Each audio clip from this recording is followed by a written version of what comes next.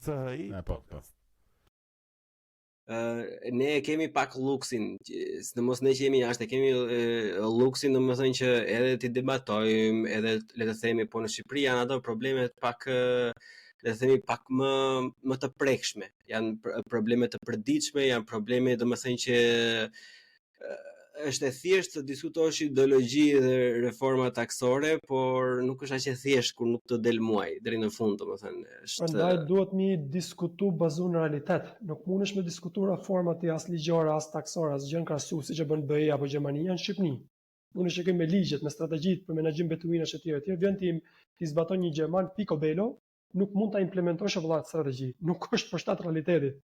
Ajo strategji do zhvillohet nga lokalet për të zhvilluar nga lokalet. Nëse zhvillohet nga gjermanët, nuk mund të implementohet nga lokalet. Është kryma e punë, ka rezultate shumë skandaloze të qeverisë gjermane për strategji, për eksperjenca, për teori që kanë sjellë nëpër Ballkan, po shumë pak kanë funksionuar.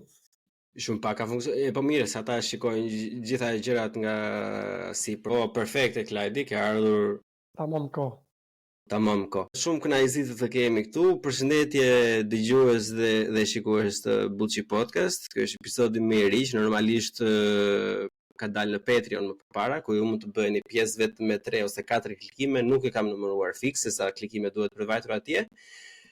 Por që më bëhet qefi që jeni gjithë po dëgjoni ose po shikoni, sot jam me Klajdin dhe Lulzimin. Do thoni kush është Klajdi dhe Lulzimi?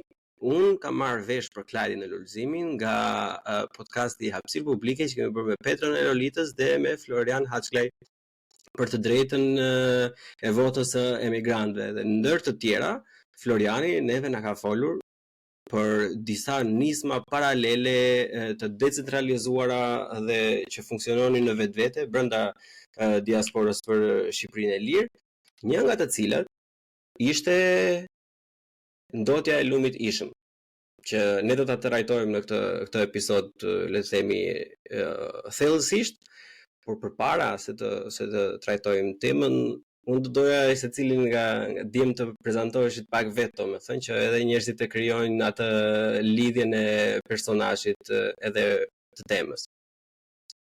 Po filloj unë Lulzim si më i madh ndoshta, në moshë.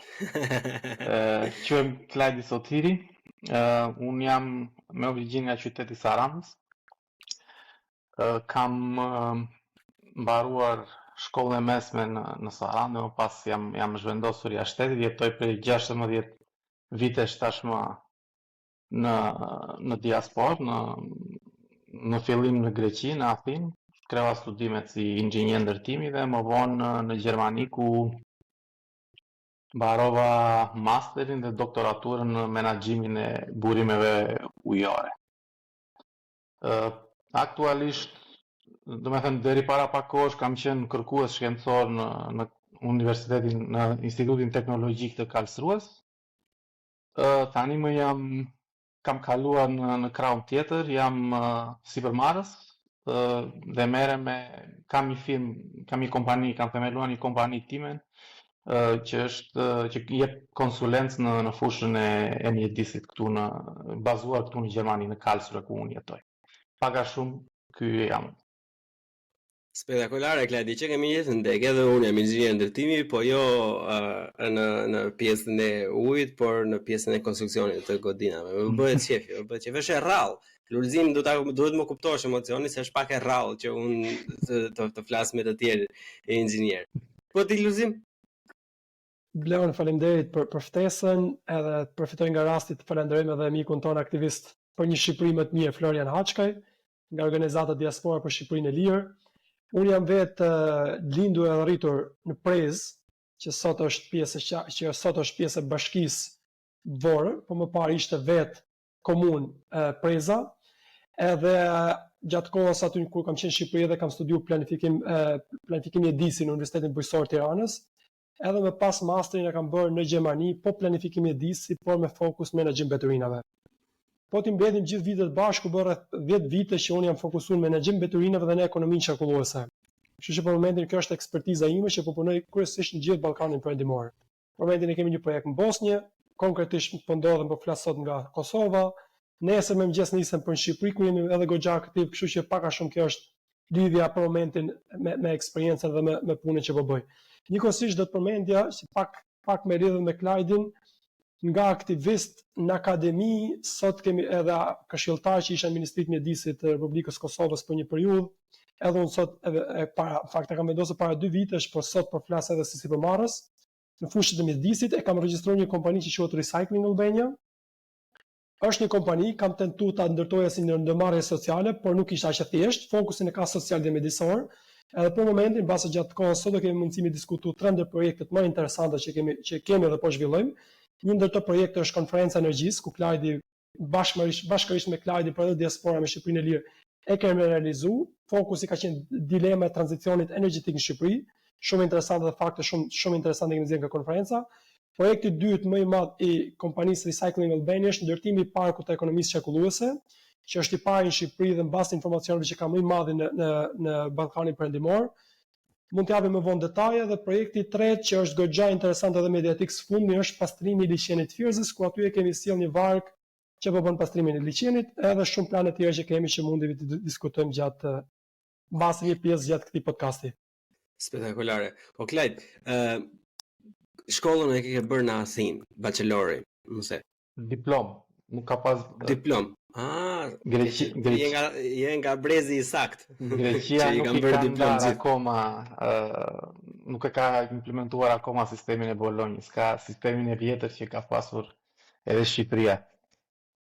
Edhe këtu në Gjermanisht në Gjermani ata të cilët kanë diplom dhe jo diplom bachelori zakonisht janë tejet më të përgatitur, le të themi, se sa ata që kanë bërë masterin më vete. Po si ka qenë eksperienca në Greqi?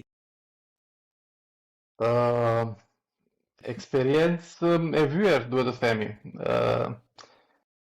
Gjithsesi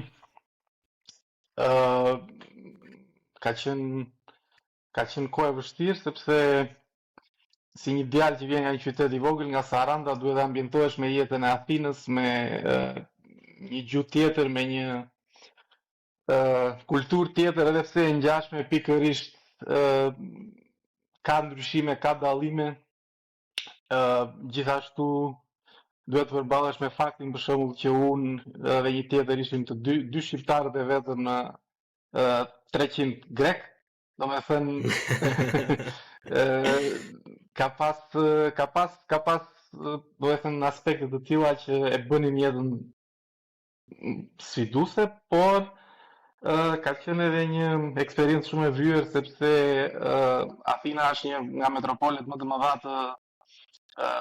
të Europës, domethënë 5 milion banor, domethënë ka një jetë kulturore të jashtëzakonshme, ka zhvillim, edhe gjithë këto ndihmojnë domethënë që të krijoj personi një eksperiencë të vyer në atë kohë që është jetoni. Kur zgjodhe për të kryer masterin në Gjermani, ishte qëllim që e kishe dhe mendoj se ajo pjesa e, le të themi, të bërit shkollës thelluar në modelin diplom në Greqi ishte, le të themi, diçka pozitive në krahasim me studentët e tjerë? Pozitive ndoshta që të jepte një përparësi në aspektin e dijes, sepse unë shumë gjëra që mësonim këtu në Gjermani në master i kisha mësuar tashmë. Por nga ana tjetër është dhe kjo pjesa që sido që të jetë edhe kultura gjermane, domethënë ofron gjëra të tjera në shkollë, në universitet. Edhe të dyja ishin komplementare të njëra tjetrës, domethënë të dyja kishin diçka për të ofruar, edhe të dyja ishin shumë të domosdoshme. Edhe shumë të. E kuptoj. Lulzim, si ishte të studioje në Shqipëri? Unë them disa krahasime shumë interesante, që janë në një anë fatkeqe, në një anë eksperienca, në një anë realiteti është i tillë, ka ato të mira dhe të këqija të veta. Mbaj mend kur studioja në Shqipëri, tentoja të isha një ndër më të mirët, edhe në një farë mënyrë ja dola të isha ndër 2 më të mirët gjatë viteve që unë kam studiuar. Kurse arsye pse duhet më qenë mirë nuk di të kem, po thjesht diçka një nxitje vinte nga natyra. Është kultura e tillë, është mami dhe babi që ta kanë ngolitur në kokë atë. E kultura e çuditshme pa ndonjë përfitim direkt. Pastaj shkova në Gjermani me të njëjtën qëllim, sepse sigurisht isha arritur në ato vullnet. Kur shkova në Gjermani që tentoja të isha më i pari, mbas në 2-3 muajsh e kuptova që s'po i bie mend njeriu, a jam unë i pari apo i fundit, secili kishte punën e vet. Të gjithë tepër të mirë atyre 2 viteve master në Gjermani kam kaluar jashtëzakonisht shumë kohë të mirë. Një tjetër krahasim është në Shqipëri, kjo është goxha fatkeqe, do thojë, në Shqipëri isha i obliguar të mësoja përmendesh. Sepse i kisha provime të gjitha me shkrim, edhe do t'i mbaja mend shumë mirë, për ndryshe mund të kisha probleme nëse nuk i mbaja mend saktësisht siç janë shkruar në libër. Domethënë, memoria ime ishte tepër servitur, logjika skandaloze. Kur shkoj në Berlin, totalisht e kundërta. Memorien e kisha më mirë se gjithë, logjikën më të mirë se gjithë. Problemi ishte kjo mua nuk më duhej në Gjermani, nuk funksiononte, nuk i interesonte kujt memoria. Interesonte logjika. Kështu që ato 4-5 muajt e parë, gjysmën e parë të vitit parë, e vuajta pak derisa e stërvita logjikën, që gjërat i kuptoja me logjikë dhe jo me memorie, sepse kur do bëja një esej apo një provim, kisha mundësi mi hapur gjithë librat, internet pafund, artikujt e fundit shkencor të publikuara që kisha mundësi mi shfrytëzu e mi përdor sa të kisha mundësi. Por s'pyeste kush me mbajt mend, edhe gjithë kishin një diferencë goxha e madhe që me përmbledh, por definitivisht jam falenderues shumë edhe sistemit shqiptar. Kjo do të thuhet gjithmonë është më shumë rëndësi sepse ai masti që bëra në Berlin sigurisht u kriju bazuar në bazën që u kisha krijuar në Shqipëri. Kisha pas bazën në bazë diku tjetër, ku do isha pranuar në Berlin, kështu që jeta nuk bëhej vetëm nga 2 vitet e Berlinit, por është gjithë ajo infrastruktura, struktura, kultura, gjithçka që kam krijuar në Shqipëri që më dhën kënaqësinë e Berlinit. Nuk diskutohet. Unë këtë pjesën e kuptoj jashtëzakonisht mirë. Ka të jetë Gjermania që është shumë e rëndësishme që zurin e përmendjes dhe Lulzimi, është mënyra se si të mësosh me mendje të hapur edhe si të marrësh iniciativë, që është diçka shumë e rëndësishme që çalojnë shkollat e Ballkanit, do të them, edhe shkolla greke, edhe shkolla shqiptare, domethënë është pak si 8 vjeçare si gjimnaz, kurse Gjermania të jep mundësinë domethënë që të marrësh iniciativë shumë. Megjithse edhe shumë universitete se këtu ke parasysh ka përmendur disa herë, në podcast e ka përmendur disa herë që ka një ndryshim mes universitetit dhe shkollës së lartë, nuk është njëjta gjë, shumë njerëz në Shqipëri nuk e kuptojnë këtë, por kjo është për fajin e sistemit. Unë kam vërej që shkollat e larta këtu për shembull janë vërtet maja e gjë, sidomos nëse do të shkosh në biznes privat ose nëse do të jesh një inxhinier apo dikush i pavarur nesër pas nesër. Ndërsa universitetet kanë atë, le të themi, si quhet AIK e atyre që do bëhen pedagog, shkencëtar, kërkuese, etj. Kjo është diçka që mungon relativisht në Shqipëri, por unë kuptoj shumë mirë Lulzimin kur thotë domethënë që pjesa e logjikës, sepse unë kam qenë shumë keq me memorien në Shqipëri dhe ajo më ka bërë domethënë që mos të jem tek ai grupi më i mirë, por të jem shumë afër atyre dhe kam gjetur veten domethënë që në 3-4 muajt e parë kam gjetur veten direkt në Gjermani kur atyre i thoshte thjesht unë nuk dua, nuk më intereson se si e bën, ideja është e bën apo jo, domethënë. Kjo është shumë pozitive. Blon diçka do ta shtoj, sepse është më shumë rëndësishme që gjithmonë tentoj ta them është kur isha në Shqipëri gjatë universitetit me shumë angazhim kam tentuar të krijoj eksperjenca të reja. Edhe shkoja i afrohesha profesorëve, kemi pas komunikim goxha të mirë deri sot, por nuk kishte mundësi një profesor të më jepte një eksperiencë fushësh që unë po doja. Nuk po kërkoja para, thjesht eksperiencë. Se si bëhet diçka, se si shkruhet një projekt, si ndiqet. S'po do konferencë, gjithçka. Shumë vështirë, shumë pak. Sot ka ndryshuar diçka gjërat. Kur isha në Berlin, ishte vetë profesori, zëvendës presidenti i Universitetit Berlin, se është një prezident tepër e lartë, që më ofroi dha Lulzim, po shikoj që je goxha aktiv. A do të ndihmoj me bërë diçka për lumin e Ishmit? Edhe këtu ka filluar libri i parë që unë kam publikuar për lumin e Ishmit, ku i kemi gjithë detajat e ndotjes e hotspoteve ilegale të grumbullimit të mbeturinave e me radhë. Kështu që mundësitë ishin definitivisht goxha të ndryshme. E sa më spektakolare është ti çfohet lumi i Ishmit. Se kjo na ka mbledhur, kjo është meseleja, kjo është qendra e bisedës së sotme. Tani e thënë si në një tavolinë miq, duhet të jemi të vetëdijshëm për faktin se për arsye të mira apo të këqija apo nga më të larmishme të ndryshme, një pjesë e mirë as nuk e din ku është lumi i Ishmit, sepse siç e tham përpara Lulzim, para se të fillonim regjistrimin, njerëzit e kanë pak më parësore të dalin në fund të muajit, e kupton, të bëjnë shpezat edhe të mbijetojnë dhe pastaj të merren me këto gjërat e rëndësishme. Po un jam si Bleon vet që ku del interesi për lumin e ishmit tek unë dhe pse dua ta flas në Buçi podcast. Un jam jashtëzakonisht shumë ambientalist, po jam shumë kundër këtyre politikave që janë kështu green paushale komplet, domethënë që me çfarëdo lloj kushti s'ka rëndësi se sa vuaj njerëzit do e bëjmë. Un jam kundër kësaj. Un jam gjithmonë me pjesën e eficiencës gjermane, të paktën siç ka qenë eficienca gjermane dikur, nuk e dim se sa është tash. Edhe ideja është të bëjmë më të mirën me mjetet që kemi, njerëzit që kemi, kushtet që kemi, buxhetin që kemi, domethënë pa sakrifikuar asnjë lloj gjëje tjetër. Dhe kur mua Floriani më tha që lumi i ishmit është nga lumet më të ndotur në Shqipëri dhe është filani fisteku që po hedhin gjëra atje, unë u shtanga një moment se e thash, po Flori, ne nuk e kemi ide fare se për çfarë po flet plak. Kupton, ishte aq shumë larg jashtë çdo lloje platforme televizive, asnjë lloj gjëje, ose mbase më ka shkar mua, mbase jam unë i keq informuar dhe nuk kam vënë cilat nga mediat më të i ketë kushtuar vëmendje kësaj gjëje. Po ishte diçka për shkakun që unë jam jashtëzakonisht kundër dhe kam vënë re që në fëmijërinë time, domethënë që nuk më kanë pëlqyer, sidomos dhe ato gjestet idiote.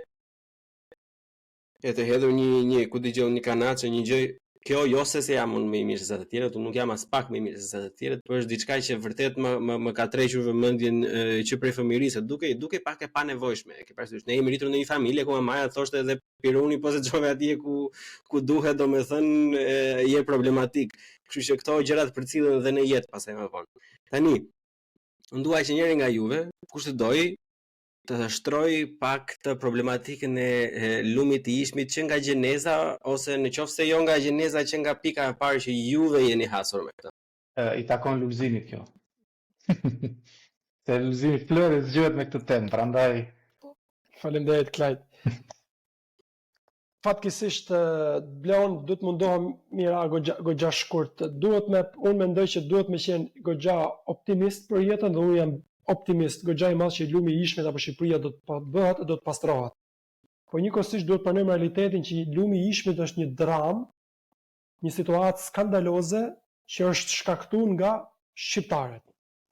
Jo për nga mungesa e mundësisë, por nga dashurit me bërkeq, korrupsioni ose nuk e di diçka tjetër. Nuk po do ta ndaj fiks. Pse po e them këtë? Lumi i ishmit sot vazhdon të jetë një ndër lumet më të ndotur në Evropë, me fakte. në botë. Lumi i ishmit, po flas në Evropë sigur, po me siguri kur e kalon Evropën, Unë në Afrikë nuk kam parë lume të tillë. Do vi Klajdi sepse pa analizon ndërtimin nga më të ndryshme dhe me teknikisht edhe Klajdi mund të flasë. Po do të them, lumi i ishmit është vetëm në fakt është një bazen që përbëhet nga disa lumenj. Një ndër të lumenjt është lumi i Lanës, një ndër të lumenjt është lumi i Tiranës, një ndër të lumenjt është lumi i Zezë që vjen nga Fushkruja. Mos shkojmë Fushkruj, ndalojmë Tiranë. Tirana është një metropol me 1 milion banor. Pyetja është Bleon, meqense ti nuk e din lumin e ishmit, po duhet me ditë a ka impian tretimi të ujëve të zeza Tirana, apo ku shkojnë ujët e zeza të 1 milion banorëve. Një pyetje nga një qytetar i thjeshtë Lulzim te kjo pjesa. Tani si ka mundësi që një qytetar i të Tiranës nuk i vete në mendje se çfarë bëhet me këto. Se tani ri robi, domethënë kur shikon ata pleqt e poshturave të Lanës, domethënë kur shikon se sa i qelbur është Lana, thjesht të vete një herë në muaj, një herë në 4 muaj të vete drejt të hajë mendja, ore dalë valla, këto ku po vjen, mirë dolën nga Tirana, ku po vjen pastaj. Shiko, Bleone, kemi pak ato thënjën që not in my backyard. Që do thot, në borin tim, shpinë time, ato janë mirë e kanë falë, për duhet me qenë goxha hapur edhe mënyrën si flasim në banjo, në kuzhinë, gjithçka është mirë në shpinë e qytetarit, e shqiptarit. Por ku shkon me te nuk është i intereson gjithë. Një kjo, po së dyti duhet të them që nuk është vetëm faji një individi. Sepse edhe unë sa do ta vras mendje, siç më vras tani për goxha vite që më merr me këtë punë, nuk është thjesht me bën ndryshim. Sepse në fund fare është një bashki që është votuar e përjepet buxheti ku po paguajmë taksa me para publike, që quhet ndryshe, por në fakt janë para tona, të dhëna tek bashkia për të kryer punë, ose te niveli qendror. Edhe këtu do të them që përveç se lumi i ishmit është një ndër lumet më të ndotur në botë, që kalon normat e metaleve të rënda deri 107 herë më shumë, 104 herë më shumë, që është metali i kadmiumit, nuk ka nevojë me kuptu teknikisht se sa i rrezikshëm është, por duhet të themi që është një metal i rënd kancerogjen. Më shumë s'ka nevojë me thonë. Së dyti, vazhdon lumi i ishmit ketë edhe nivelet të ndotjeve të organike shumë të lartë, për arsye se nuk ka trajtim të ujeve të zeza.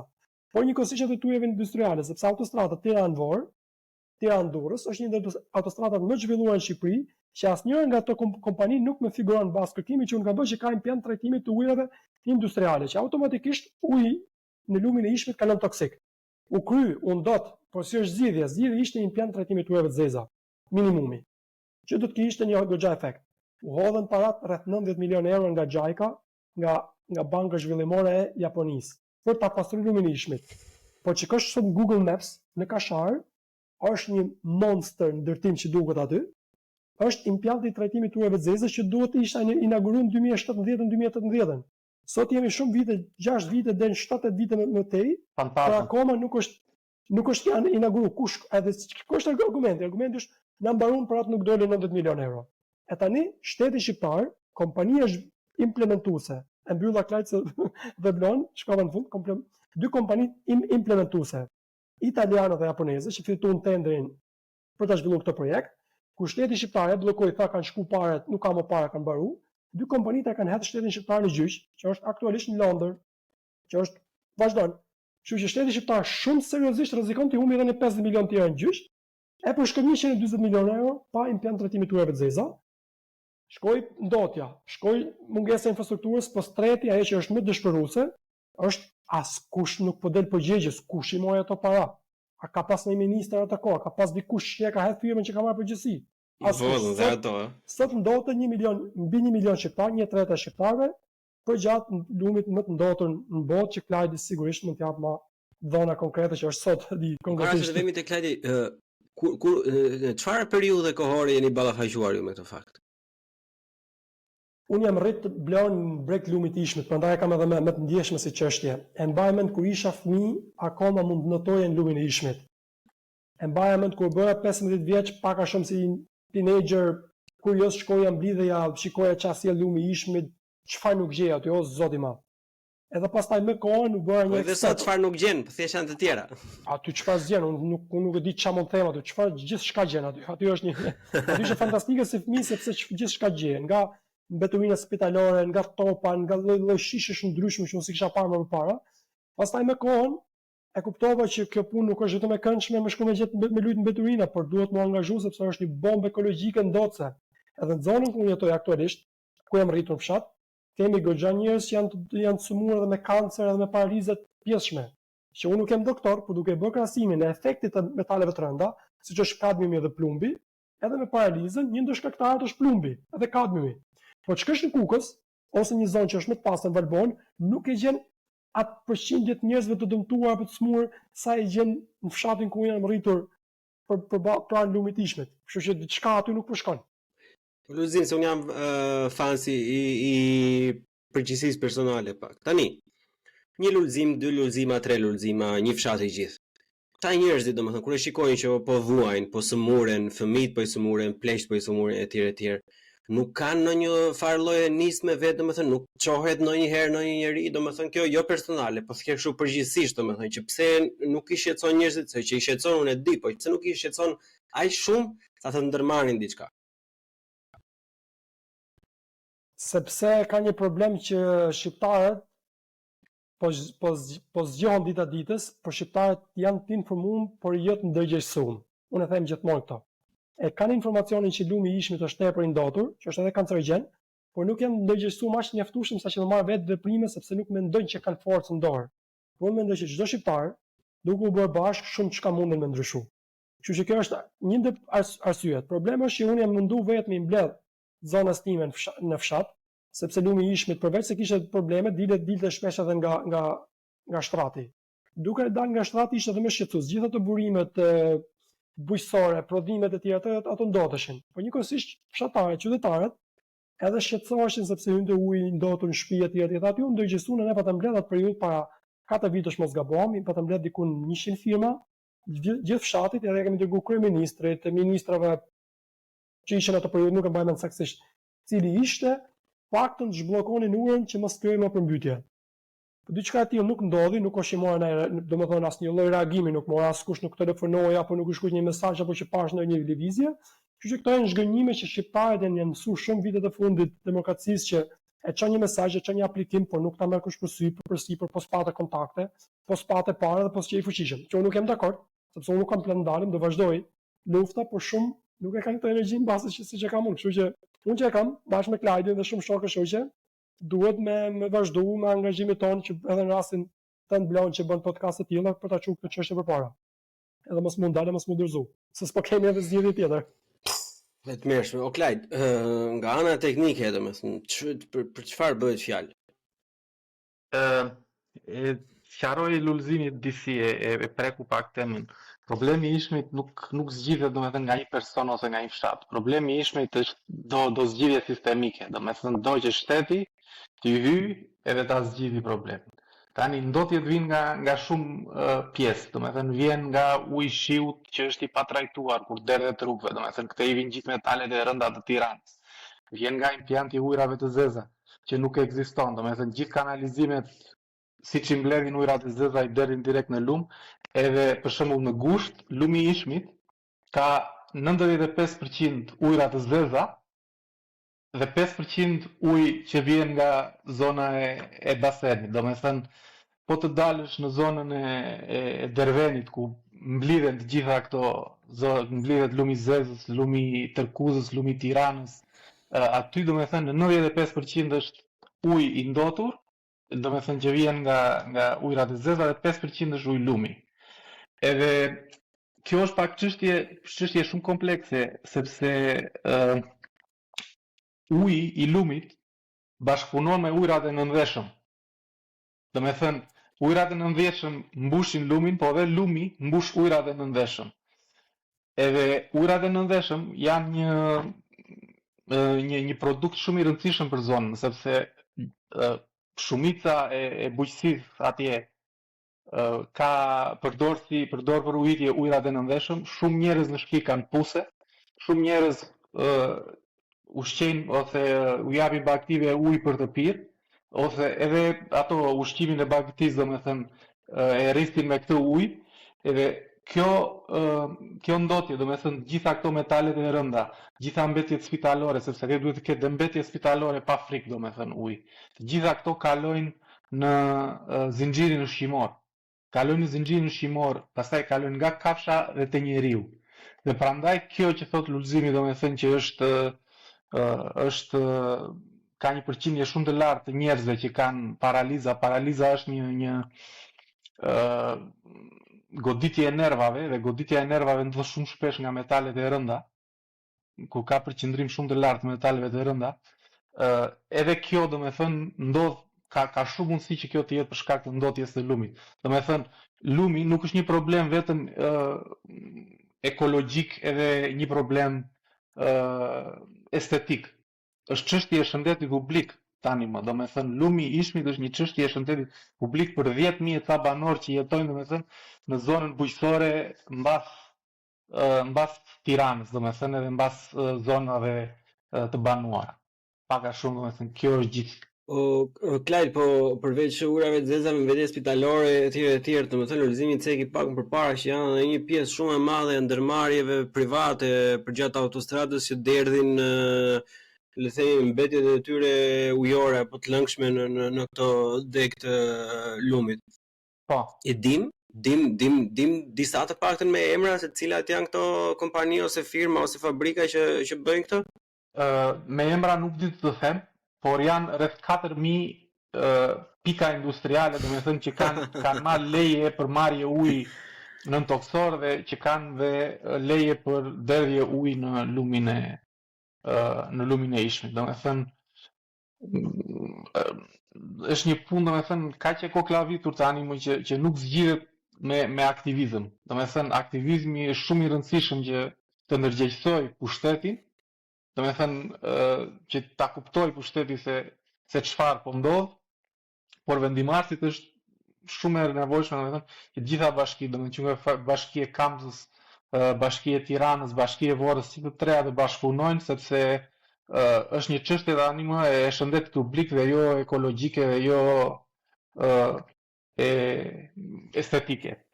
Po mirë, kur jepet një leje për të tërhequr ujë, okay, thjesht nuk e di se çfarë studimi më shumë të kenë ata, po për pjesën e derdhjes së ujrave të zeza ose të mbetjeve në lund, domethënë duhet të ketë një farë lloj autoriteti, duhet të ekzistojë një farë lloj institucioni i tillë që thotë që okay, ti më tregosi çfarë do derdhësh edhe unë do them do e derdhësh apo jo atje ku duhet, domethënë se sa e ke filtruar, sa e ke përpunuar, sa ti ja ke hequr atë një përqindjen, le të themi atë thresholdin që kanë ato kur bëhen toksike. A ekziston diçka e tillë në Shqipëri? Ka del ndonjëri për zot sa i punë? Po. Shqipëria ka një institucion që quhet Agjencia e Menaxhimit të Burimeve Ujore. Dhe Agjencia e Menaxhimit të Burimeve Ujore është përgjegjëse për të dhënë lejet e derdhjeve në lumenj. Por si dhe institucionet e tjera të Shqipërisë, ligjet ne I kemi shumë të mira, po çallojmë domethënë në implementimin. Kjo jo për shkak sepse nuk e di janë jo kompetent apo nuk duan apo dosi, por duke qenë se janë dhe një institucion I ri, kjo çështja e ujrave ka shumë pak rëndësi domethënë në buxhet. Ndoshta mund të thuhet që shikose ne po bëjmë këtë, po bëjmë atë, po bëjmë këtë, por buxheti I nevojshëm për zgjidhjen e këtyre problemeve është shumë I madh. Domethënë është nevojshëm shumë I madh se sa çka kapacitet institucionet tona tani. Kuptoj. Çfarë është bërë nga juve, nga ju të dy dhe nga diaspora për Shqipërinë e Lirë apo çdo lloj aktivizmi tjetër deri tani për sa I përket kësaj teme? Lubzim, mund të fillosh apo? Në rregull. Ne kemi që prej fillimit që angazhohemi me diasporën për Shqipërinë e Lirë që trajtojmë këtë temë rregullisht. Nuk e di sa vite ka kraj, 3.5 vite, 4 vite që po merrem me këtë punë. Edhe ne kemi diskutuar fillimisht në prezantimin që kam bërë, kemi pas akses nëpër media vazhdimisht, domethënë po të kërkosh çështën e lumi I ishmi, vin shumë media që janë analizuar në këtë rast, mbas një pjesë më madhe nga unë, por edhe her pas herë në bashkëpunim me diasporën për Shqipërinë e Lirë. Edhe së fundmi kemi bërë edhe një video që është mbështet financiarisht po ashtu me gjithë mundësitë nga diaspora për Shqipërinë e Lirë, një video 1.5 minuta që trajton gjithë problemin, që është një video shumë fantastike nga burimi, sepse lumi I bazeni është një video që do e gjeni në përshkrimin e këtij episodi, do e keni në si link atje që mund ta klikoni dhe mund ta shohni gjithsesi. Që kjo video duhet më parë sepse lumi bazeni I ishmit ne flasim kryesisht për pjesën e shëmtuar të tij, por duhet kuptojmë që bazeni I ishmit vjen nga kanjonat e Brarit, një pjesë. Edhe janë kanjone fantastike, tepër të bukura, janë dëmtuar goxha së fundmi nga rruga e Arbërit, por akoma gjen hapësira blu që mundesh me ular edhe me shiu shumë. Kështu që ato foto të video që kemi dërguar në video, vazhdon se sa I bukur është lumi I ishmit sot në fillim, ku fillon deri në Grykderdhje. Domethënë sapo I lën ato shtëpiat e para, siç është Lana Brega, se ku fillon pastaj për Tiranë deri në fund të Grykderdhjes në Ishëm, gjendje është skandaloze. Plastika pafund, ngjyra është të tmerrshme që duket edhe me sy, ndërsa aroma është çarse, ta çan hundën, sidomos gjatë kohës verës, mund të shkojë aroma deri në 10-15 kilometra për personave që jetojnë përgjatë ishmit, pasi e lën pjesën e kamzës, sepse kjo pjesa tjetër bëhet edhe më ngadalë, edhe rritet përqindja e ndotjes, edhe ulet përqindja e ujit natyral. Këto aktivitete DPSHL si përmendi Lulzimi shumë mirë, ne kemi edhe aktivitete domethënë në aspektin profesional. Lulzimi po ashtu ka shkruar disa materiale, disa libra të publikuara domethënë, kurse unë aktualisht jemi në një projekt për menaxhimin e basenit të lumit Ishëm. Kemi aplikuar së bashku me Universitetin Bujqësor të Tiranës edhe University of Life Science of Vienna, Technical University of Vienna është një konsorcium ndërkombëtar, edhe Karlsruhe Institute of Technology ku kam qenë unë kërkues shkencor.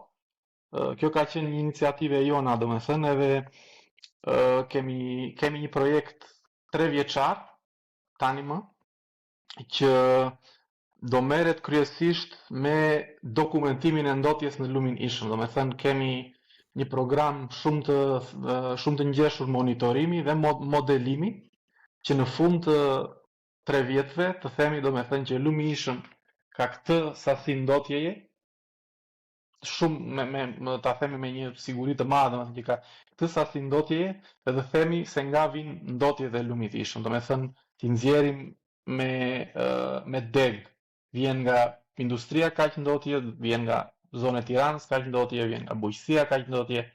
Edhe pastaj do t'i vendoset përpara vendimarrësve strategji që kjo duhet të ndodhi që lumi i ishëm të rikthehet në gjendje të mirë ekologjike, jo shumë të mirë, por të mirë ekologjike. Domethënë që të jetoj prap në një peshk aty brenda. Sepse tani nuk gjen më asnjë gjë.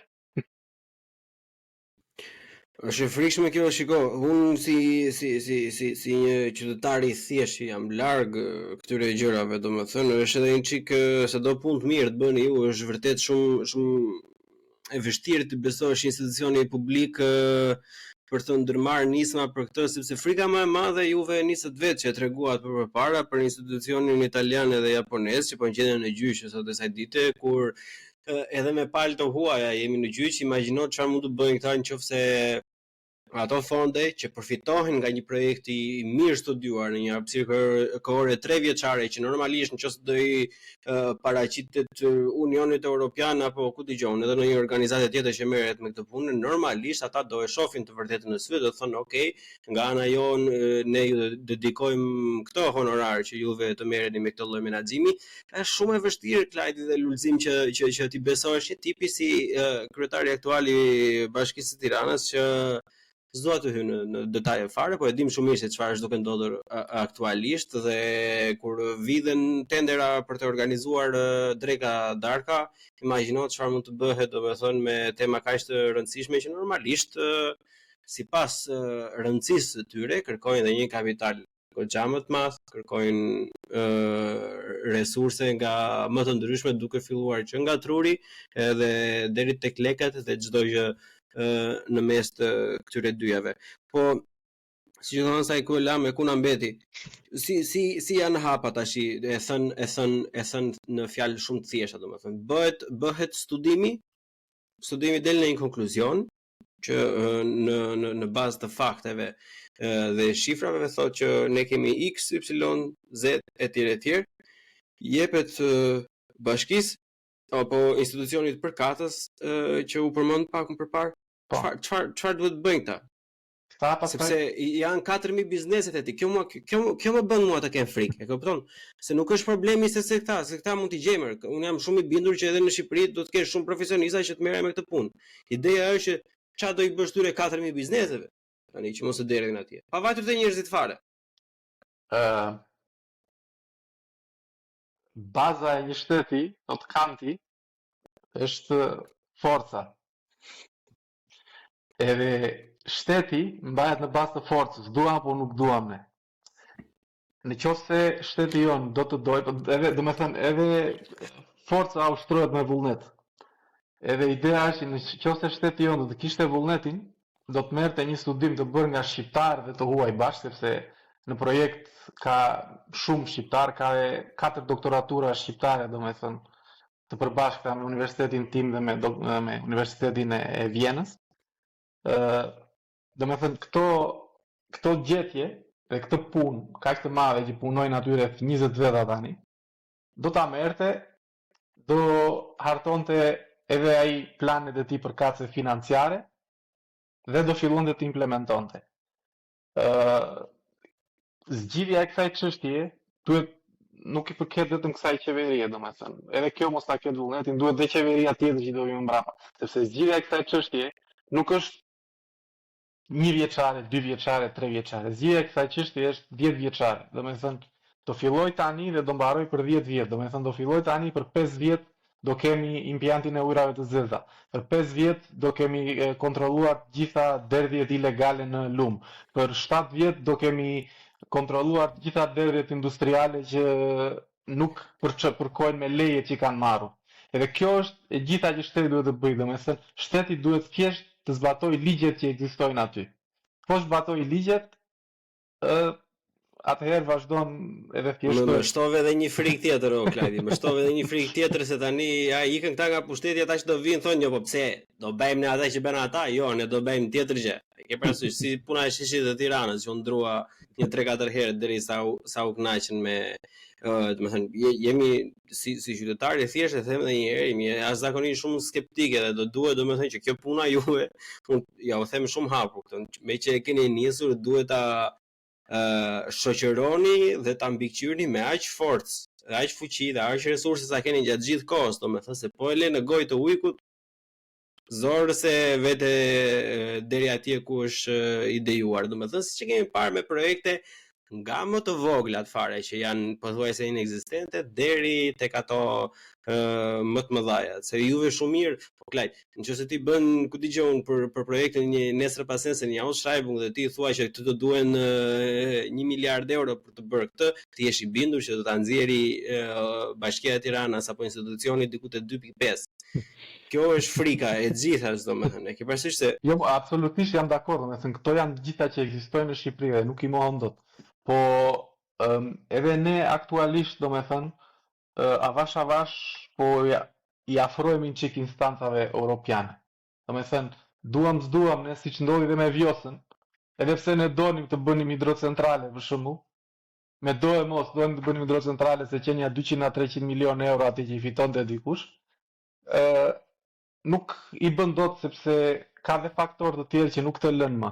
Edhe Europa, edhe pse dje në zgjedhjet parlamentare nuk doli aq mirë ato partitë gjelbra, të gjitha partitë kanë në programet e tyre biodiversitetin dhe ruajtjen e resurseve ujore.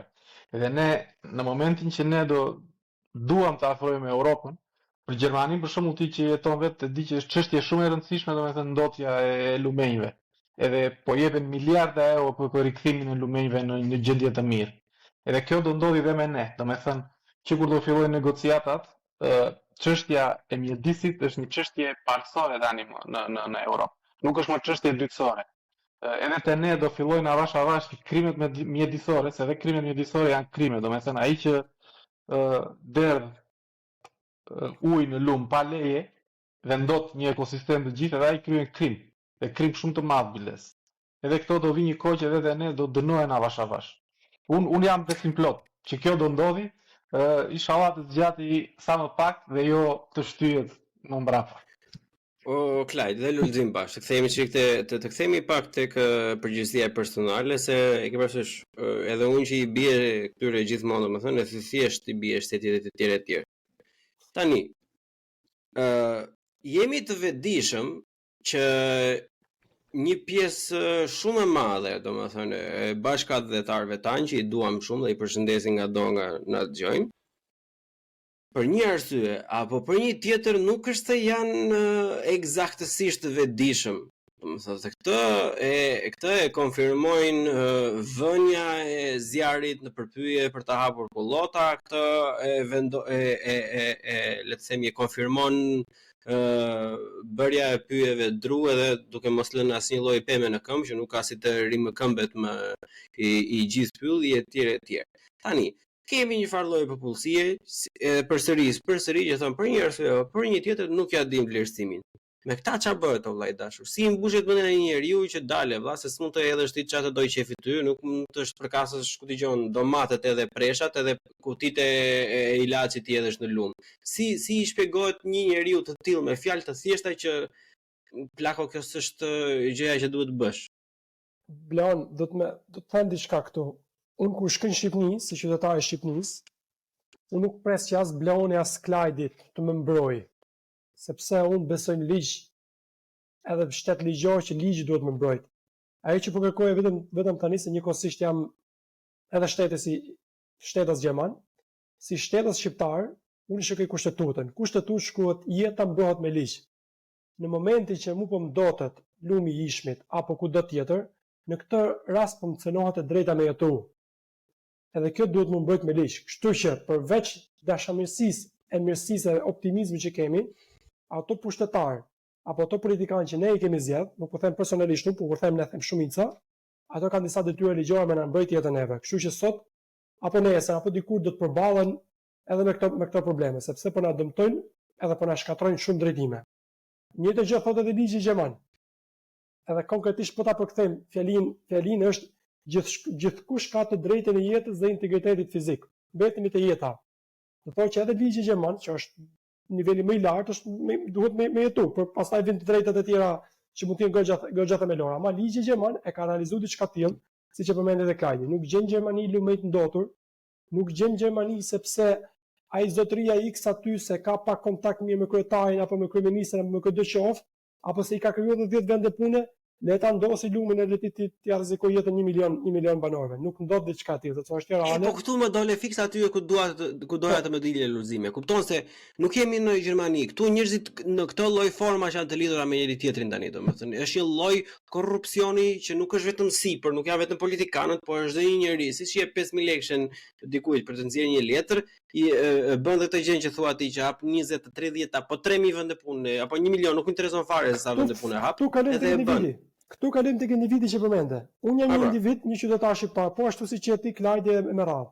Ne nuk duhet të mbyllim syt. Nuk mund të presim nga gjithë të ndërgjegjësuar. Shqipëria ka një të ardhme për drejt Bashkimit Evropian. Ka disa dhe presionet jashtme. Unë si Lulzim, që po tentoj tani përmes mënyrave më ndryshme, po ka shumë edhe miq të mirë si në këtë rast jeni ju. Nuk po i mbyllim syt. Unë nuk i mbyll syt nëse një policia me 5000 lekë. Edhe në botë e sot kemi jetë, sot e 2000 vjetur një polici nuk do të jap 5000 lekë. As siç nuk do të jap një personi me ndonjë lejen e ndërtimit, siç unë po ndërtoj tani në Shqipëri. Kështu që kjo është një krenarie që e kam si individ, si një qytetar shqiptar. Kështu që në momentin që unë e bëj këtë pjesë, apo ti e bën me mendimin që hajde se e ka bërë ta bëjmë dhe nëse funksionon kështu, unë blon nuk jam as pak dakord që në Shqipëri funksionon kështu. Unë po bëj ndërtim 700 metra katror në Shqipëri, aktualisht po ndërtojmë shumë intensivisht, edhe di të them që nuk ekziston kafja apo korrupsioni apo diçka. Kjo është e vërtetuar, edhe kjo është një krenarie që unë e them sepse mbase do të thojë ti apo dikush tjetër, jo po ti se thu dot këtë pjesë. Nuk është se thu dot, po di të them që ekziston pa korrupsion. E këto unë do thosh se si e vërteton diçka tjetër. Po i them çdo qytetar shqiptar, unë ta vërtetoj diçka tjetër duke thënë që bëja siç e bëra unë. Mos jep kafe, mos paguaj korrupsion, edhe të siguroj unë, sepse ka ligj e ka shtet që do ta marrësh lejen pa ndërtim. Por shikoj ku është problemi blan. Problemi është që qytetarët duhet ta bësh edhe sipas ligjit të shkruar. Sigurisht se në momentin që ti paguan kafe për të vetmin fakt sepse ti nuk po i ndjek ato ligje ashtu siç janë. Po sepse nuk ke jam dakord. Unë besoj që kafen e paguan edhe me ligje të ndjekur ata në Shqipëri. Ky është problemi, jam shumë dakord me Klajdin. E paguan për të ndjek ligjet, sepse ka disa mënyra, mos au i kanë kuptuar, sigurisht nuk është jam totalisht naiv. I kam kuptuar që mund të ketë disa mënyra presioni tipike policisë që kur të ndalon rrugë, dy raste kam pasur, do ta marr patentë, do marr job 200.000 euro, 200 milion, 200 euro, 200 euro. Të dalë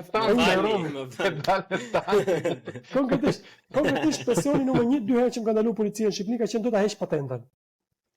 Rrjedh, vjen nuk po ta heq patentën, por ke një job 200 euro, 200.000 lekë vjetra si mund ta quajmë. Nuk ka marrë as job. E ul polici deri në ato pikë që thotë, shiko, ti duhet më ditë më për nder. Jo më vëlla, unë nuk ta di për nder ty. Po e shkelo një sot.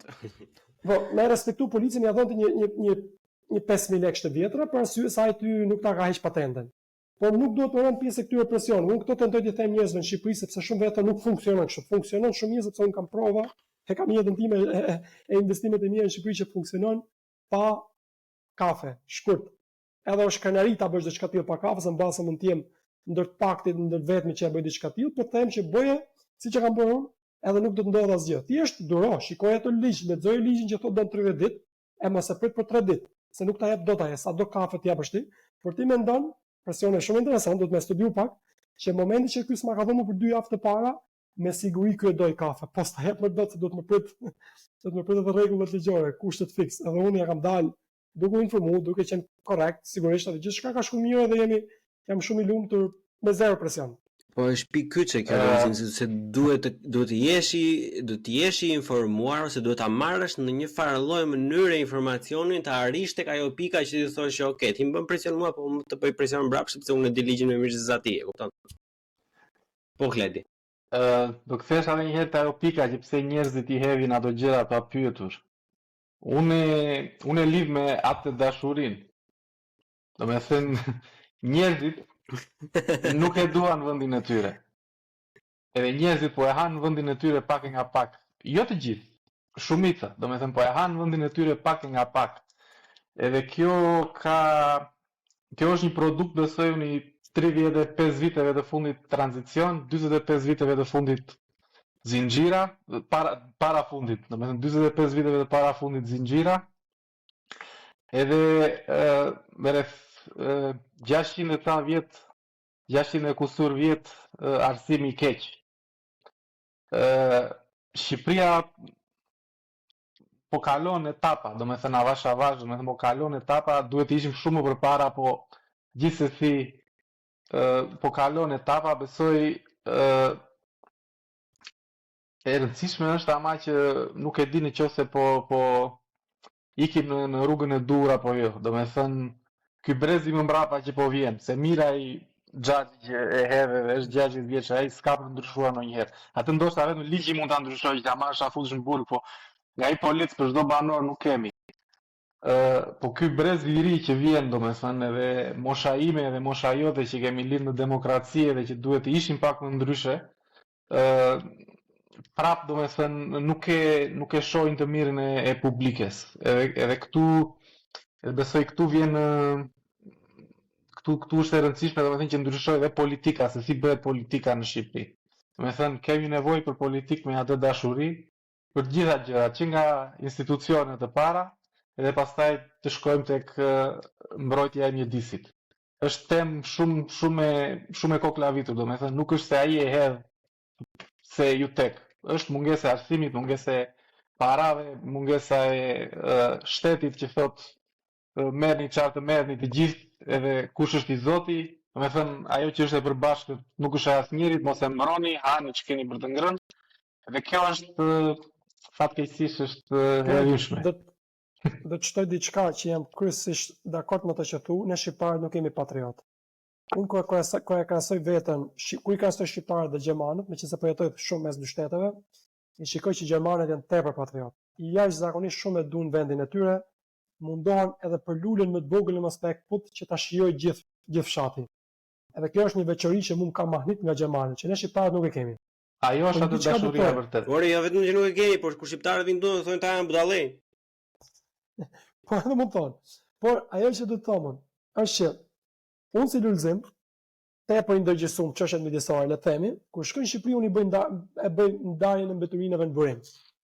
Kur shkoj në Gjermani e bëj ndarjen e mbeturinave në burim. Kur vin në Shqipëri nuk e bëj ndarjen e mbeturinave në burim. Për faktin e thjeshtë mungon infrastruktura. Kur një person tjetër që nuk i intereson pjesa shumë e menaxhimit të mbeturinave të tjera, kur shkon në Gjermani nuk i hedh mbeturinat në rrugë, por i hedh në kosht. Po i njëjti shqiptar, kemi fakte me foto edhe këtu në Kosovë shumë, që vinë me mbeturinat ose me produkte që kanë konsumuar patatina apo ku diun çfarë kanë çokoladë që kanë konsumuar me logo të Zvicrës, me firma të Zvicrës, vinë i hedhin edhe i gjej kudo shpërndarën nëpër Kosovë. Por nuk e bën kurrë punë në Zvicër. Sepse i njëjti person nuk e bën në Zvicër, nuk e bën në Zvicër, e bën në Shqipëri. Shumë thjesht për mendimin tim arsye, sepse edhe kam studiuar pak. Infrastruktura nuk mungon, edhe forca e ligjit definitivisht ta zbukuron infrastrukturën dhe ta afron, nëse ke një kontenjer për të hedhur ato shishet e xhamit 500 metra në Shqipëri, hedh nga drejtari se thonë, jo vëlla, shkoj 500 metra, kurse në Zvicër të duket sikur e ke mbrapa shtëpisë. Pse duket? Sepse shkon 500 euro çon gjoba pastaj 500 çfarë ka Zvicra, franga. Unë jam në rregull me ty o Lulzim kur ti. Okej, ajo është principi më i vjetër i pleqjve shqiptar. Frika ruan vreshtin, kanë thënë të parët tanë. Ke parasysh, po ideja qëndron që ta lidhemi pak me ato që tha Klajti tani. Edhe unë kam pasur atë idenë, do e bëj unë Shqipërinë. Ka qenë vërtet më besoni një periudhë kohe kur unë mendoja që do bëja Shqipërinë plak, unë vetë si Bleon. E ke parasysh, aq deluzional kam qenë për një farë kohë. Po pastaj kur kam njohur bashkëmoshatarët e mi, e kupton që 30 deri në 70% të ditës, domethënë Gjonin Kozakun edhe lloj dreqi shejtani që qarkullon nëpër social media me përputhen e Big Brother e etj. Dhe më e shqetësueshmja te kjo është se okay molla, ke edhe Love Island, ke këto gjërat në Gjermani, ke parasysh me modele me dreqi preshi, ka çdo vendi ka të tilla gjëra, po ka balancë këtu. Kjo është balanca, është ajo që mungon në Shqipëri, domethënë, sepse unë mendoja se brezi i ri nga që e ke parasysh italisht i kam parë unë, Dragon Ball, Naruto edhe pastaj anglisht etj, këta nga jugu greqisht, ata sipër kanë mësuar gjermanisht e frëngjisht në veri etj. Unë mendoja se vërtet do ishin diçka ndryshe, por nuk kemi për të vetmi fakt, mendoj unë, sepse nuk është bërë puna e mjaftueshme nga një brez më përpara. Unë, babain tim me dua me gjithë shpirti, është personi më i rëndësishëm për mua ose një ndër personat më të rëndësishëm për mua. por ama duhet ja njoh gabimin. Duhet ja njoh gabimin që disa gjëra që me mendjen që kam tani, shikoj se është shumë e thjeshtë që unë me këtë mendje që kam tash, me këtë kualifikim që kam tani ti kuptoj. Kjo është shumë e thjeshtë të thuash, domethënë, po duhet njohur gabimin që të dish më vonë se çfarë duhet bër ndryshe. Dhe brezi i ri që rritet sot në Shqipëri, shumë edhe miqtë e mi që më vjen keq, është pjesa edhe në çdo lloj posti publik, ik atje merr atë punën, bëjnë ai lek, po bëj gjithë të tjerët, po se bëre ti do ta bëj ai tjetri, pse ta marrë ai tjetri mos ta marrësh ti.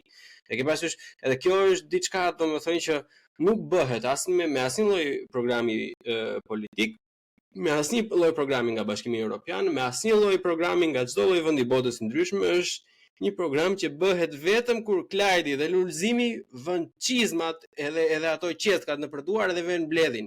Kur njerëzit e shikojnë atë çfarë po ndodh, atëherë i thrasin mendjes, domethënë se kur i duken në Gjermani që ruajnë lulen, mos ta akusin njëri, i thon budallënj. Po kur i shikojnë në vendin e tyre që janë këta, po këtu e kam pasur në klasë këtu po mbledh, është ka ikur na mendorja këtu apo çka ka. Edhe vret më një njeriu, e bën muhabet me shokun, në një tavolinë e 5 veta do dalë njëri që do thojë që dale vllai se ata kot nuk po e bëjnë, diçka e kanë. E unë jam bindur te kjo pjesa që është arsyeja primare e Bullçi Podcast që njerëzit që bëjnë diçka, domethënë sepse vetëm duke bër diçka në terren ose një kërkim ose një studim, vetëm kështu mund të vendoset shembulli. Mund të flas unë të pallas sa të dua, këtu do thon ç'të duhet ty buri dhe ti do në Gjermani valla shikoj jetën tënde, ti ke gjatë në rregull. Pun ke ti me lumin e ishmit. Ajo që do të shtoj në këtë që po thua është që shqiptarët, nga eksperienca ime tani goxha intensive së fundmi, me shumë aksione pastrimi apo shumë çka, janë të lodhur nga teoria. Kur unë i thoja shqiptarëve, shiko, po planifikoj të ndërtoj parkun e parë të ekonomisë qarkulluese, ma beso që shumë vetë sa kanë kuptuar fare çfarë po thoja dhe nuk donin as të dëgjonin. E jo më të harrojë nivelin politik që shkoi te kryetari apo te ministri etj. Sepse teoria i ka lodh. Po kur e pan që ka filluar të ndërtohet parku, tani janë vetë ministrat që po më afrojnë, zëvendësministrat në këtë rast, vetë po më afrojnë. Më kurs më ka ndodhur në Shqipëri, që unë pjesërisht ministrat e nivelit lart politik Shqipëri i kam parë gjithmonë si shumë arrogant, pjesë më të madhe, definitivisht, kur nuk më ka ndodhur dhe nuk e prisë që unë sot jem në kontakt apo vetë kontaktohem nga një zëvendësministër aktual, ose nga 2 zëvendësministra aktual. Sot jam në kontakt direkt edhe me ministra Shqipërisë, me persona të tjerë të lartë nivelit politik. Dhe kjo është arsyeja, për mendimin tim është sepse po japim një shembull konkret, edhe të fuqishëm të mjaftueshëm për ta bërë dhe mediatik dhe politik. Por në momentin që japim vetëm teori, ku do shkojmë ato teori? Bleon apo kanë arsye o Lulzim që janë lodhur njerëzit e kupton se para disa kohësh kur i nderuari Veliaj bëri ato ndarje dhe koshave, domethënë dolën disa video që njerëzit që s'kishin çfarë bënin, i vazhdon nga mbrapa e thonë, "Ok, po merr të bardhin, jeshilin dhe të verdhin, po i hedhin me një vend dhe po i çojnë me një vend, domethënë të gjitha bashkë." Kupton se normalisht kur ty ai thotë jo po ti hidhet te ky. Gjoja po i djegi. Tash e kupton tani, domethënë normalisht nuk ka në këtë instancë nuk ka faj qytetari, domethënë që po kthehet nga puna tash do të bëjë detyrat e veta të shtëpisë etj. Kupton?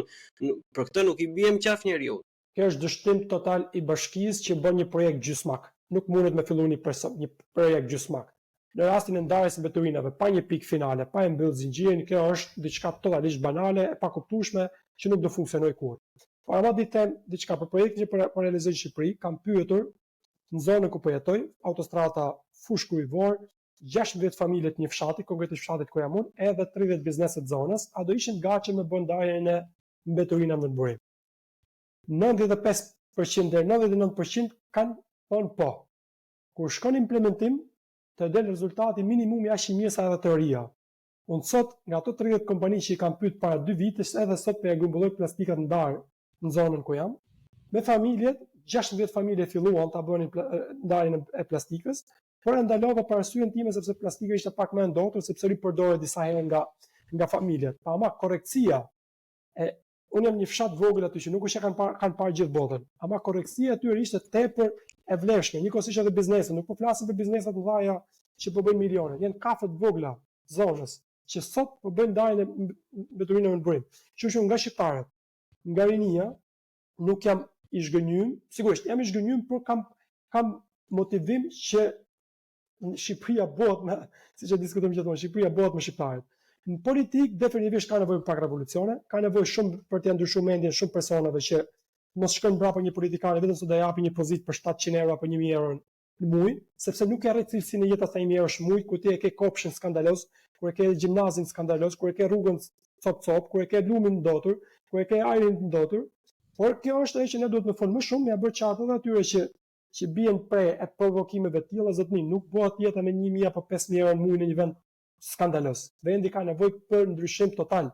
Komuniteti, shoqëria duhet të ndryshojë. Ti nuk mundesh me bëj një jetë tjetër mes kriminalave, le të marrim si një rast. Kështu që gjithë duhet të bashkuar dhe me jetu.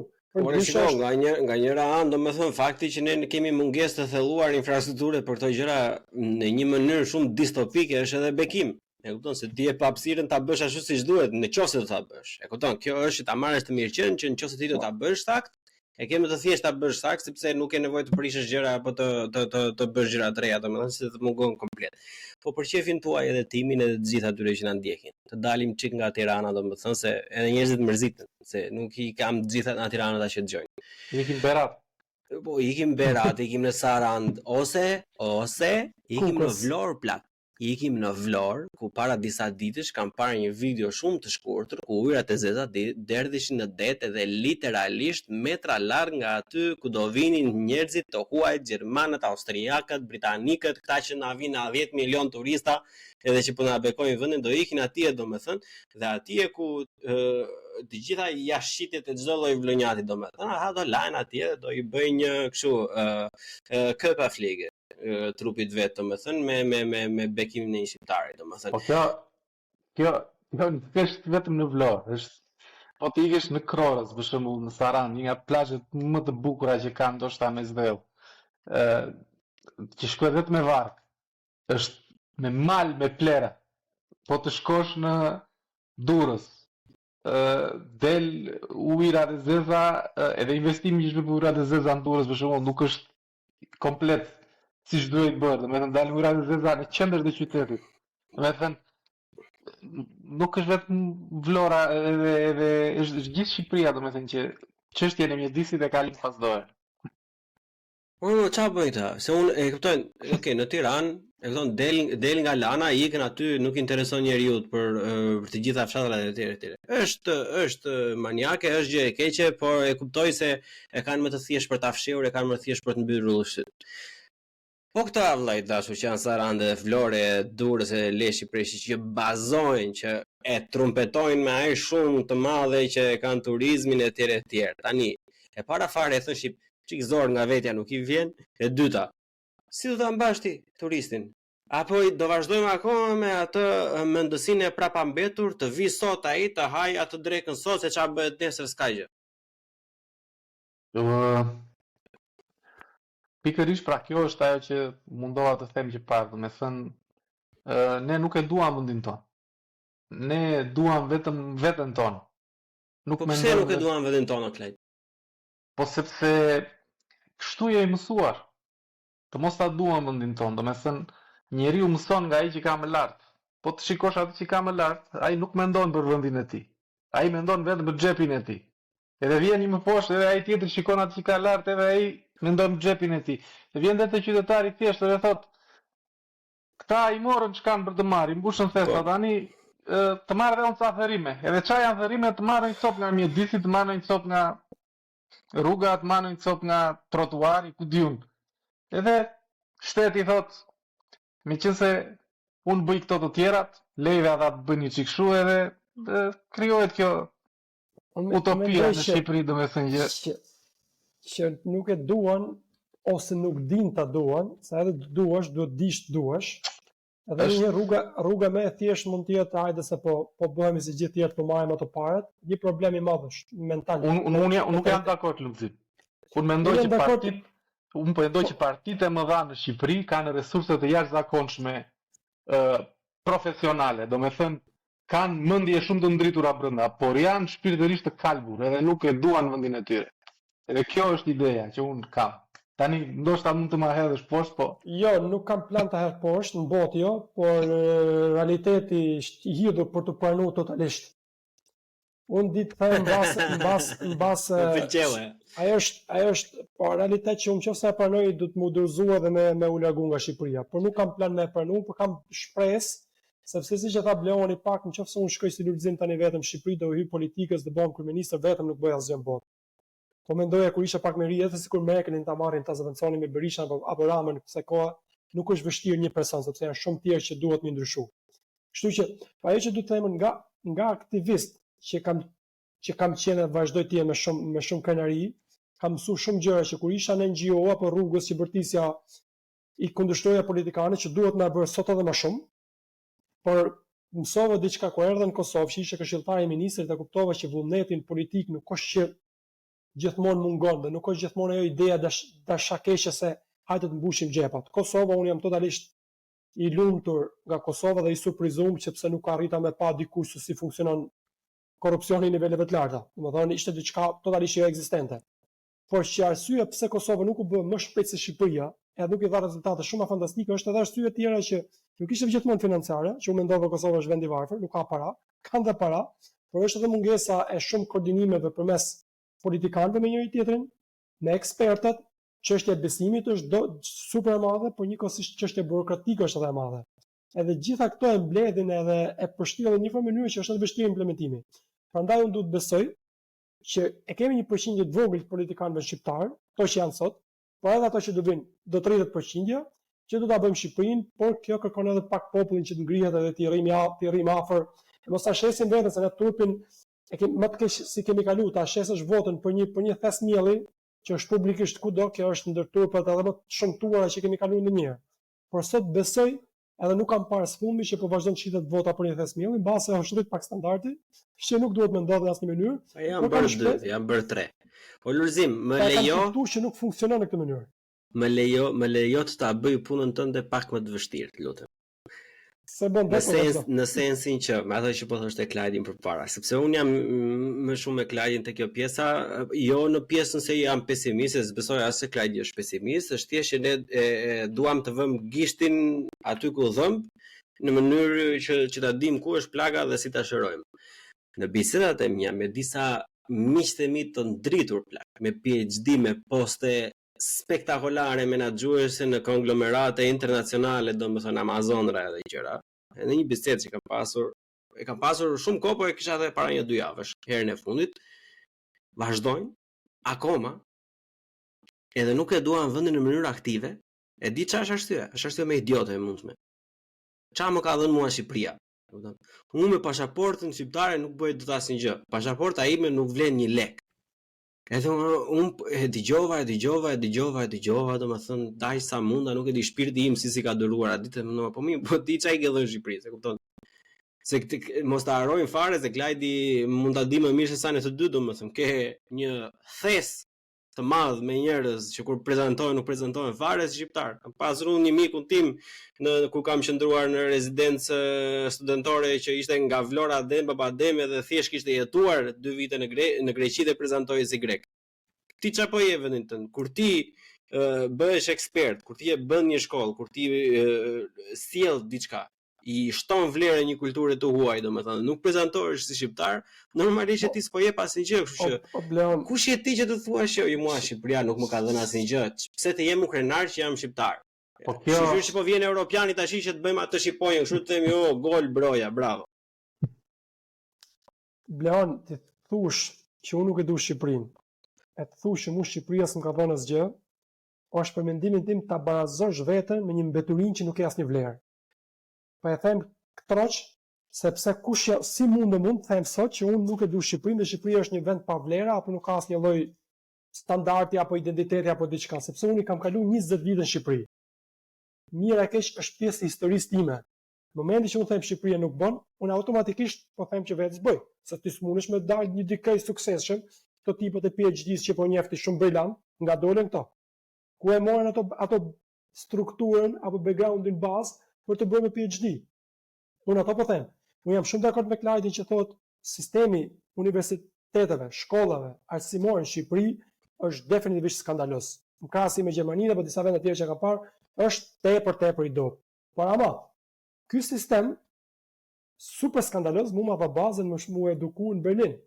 E si shqiptar nga Universiteti Bujqësor i Tiranës, që ku shkoj aty thonin shumë veta, çosh ky universitet e çfarë bën një inxhinier mjedisi ambient pemë apo ku po diun gjitha gjërat më banale. Ky universitet, që është një 5500 në listë nivel botror, domethënë tepër larg qenë një universitet i mirë, më dha bazën që aplikova në 5 universitete në Gjermani, që 5 më kanë pranuar. Tani si mund të flas keq për Shqipërinë? Probleme ka plot, nuk duhet më dorëzu me zgjedh, për të flasësh keq për Shqipërinë që s'është asgjë nuk pasaportë pa lidhje. Nuk më shqetëson fakti se njerëzit mund të flasësh keq për Shqipërinë, por edhe mund të thosh ka probleme ku dëgjoj, sociale, ekonomike, korrupsione, mafje, dreqje, shejtane, kape bjerë. Këto nuk më shqetësojnë mua, se kjo është realitet, e kupton, por ne duhet të punojmë së bashku. Ajo që më shqetëson mua është thjesht ku njerëzit thonë ç'a më ka dhënë mua Shqipëria. Edhe unë aty Zoti i lartë e di se si e mbaj veten. Shiko, kjo ka më rënjë pak më të thella apo ta mendosh domethënë. Siç e thash, domethënë 45 vjet komunizëm, 35 vjet kështu demokraci hibride, 500 vjet Turqi kanë bërë diçka në vetbesimin e këtij kombi. Domethënë, edhe ata njerëz që thonë ç'a më ka dhënë mua Shqipëria apo ku di unë, kanë problem të thellë me identitetin e tyre, mendoj unë, domethënë që nuk pranojnë dot veten e tyre. Kanë konflikt të brendshëm. Edhe kjo është një traumë që e kanë mbajtur në breza, që nga familja e tyre ndoshta. Edhe më duket shumë më vjen keq, me thënë të drejtën, më vjen shumë keq. Edhe nuk i mirë kuptoj dot gjithsesi, domethënë që të thuash se çfarë më ka dhënë mua vendi im, domethënë që aty jam rritur, aty e kam marrë bazën edhe aty i kam vesh si të mohosh veten tënde. Edhe domethënë qoftë një pjesë të veten tënde që nuk të pëlqen. Edhe kjo është shumë problematike. Tregon për karakterin edhe për Edhe unë jam jashtëzakonisht shumë dakord me ty. Po unë këto gjëra jam i aftë t'i toleroj ku një person e bën këtë bisedë me mua, sepse unë jam goxha nacionalist, në kuptimin e mirë të fjalës, se sot në kohët moderne fjala nacionalisht është negative, por për mua s'është negative. Se i përmbahem Po nacionalizmi ajo është, domethënë pavarësisht se si çfarë konotacioni ka sot e kësaj dite që gjithmonë bëhet ose le të themi veshet me një anë të errët të njeriu, domethënë, kupton. Gjithsesi, atë dashës e patriote si duani ta qoni. Unë kam shumë të thjeshtë debatoj këto njerëz. Por çfarë më vret mua se e për shembull çiko overthinker, prandaj nuk e di, do na bie në një atak kardiak me 40 vjeç, se mendojmë shumë. Ideja është se unë shikoj çdo njeri, sidomos ne që jemi larg vendit, domethënë në një vend tjetër, çdo njeri, sidomos në ato lloj pozite, domethënë ti je apo s'do ti një ambasador i Shqipërisë. E kupton, sado i vogël, për 1 vet, për 10 veta, për 50 veta. Ti je ambasadori. Tani, në qoftë se ti thua një portugezi edhe një spanjolli, domethënë që Shqipëria është shit, edhe ç'a më ka dhënë mua Shqipëria, normalisht edhe ai njeri nuk do të ketë interes. E kupton, kur njeriu vet që vjen nga ai vend, domethënë nuk ka literalisht asnjë fjalë të mirë për të thënë, është vërtet shqetësuese. Si të njohësh problemet, edhe unë me këto lustrafinat jam kundër, domethënë. Ata që thonë që Shqipëria është fush me lule, jo bora, ç'ai thon tash, jugu të Shqipërisë, si e kanë vënë një epitet Maldivet e Ballkanit, çfarë? Jo, Maldivet e Ballkanit e tjerë, domethënë unë këtyre gjërave janë kundër, domethënë nëse japim kështu paushal, nuk vlen, nuk është e denj tash se ashtu. Po më e keqe se sa kjo është pjesa tjetër. Është pjesa tjetër kur ti e trajton si një banjo të Europës, kur e trajton si vendi ku dëgjon, edhe Afrika s'ka vende si Shqipëria. Nëse dëgjon këta njerëz, domethënë që janë kaq obsesiv, kaq egoist, se kjo është fjala me saktë të thënë, është janë njerëz tërësisht egoist që akoma edhe pse kanë ikur edhe janë shkolluar, kanë studiuar në sisteme të huaja, akoma kanë atë prapambetjen kanceroze shoqërore shqiptare që është ç'a të marr unë, ç'a më jep mua. Unë të kollaborosh çdo gjë të mundshme. Bleon, unë do të shtoj diçka. Mënyra më thjeshtë është me qenë dembel, edhe mos më bëra asgjë, më marr me llafe. diçka që shumë nga ne shqiptarët e kemi. Na pëlqen shumë të merremi me llafe. Se çfarë thot Klajdi, mu më shumë interesant ma thot Bleoni se sa ta dëgjoj direkt nga Klajdi. E kjo është pak shqetësuese sepse informacioni deformohet.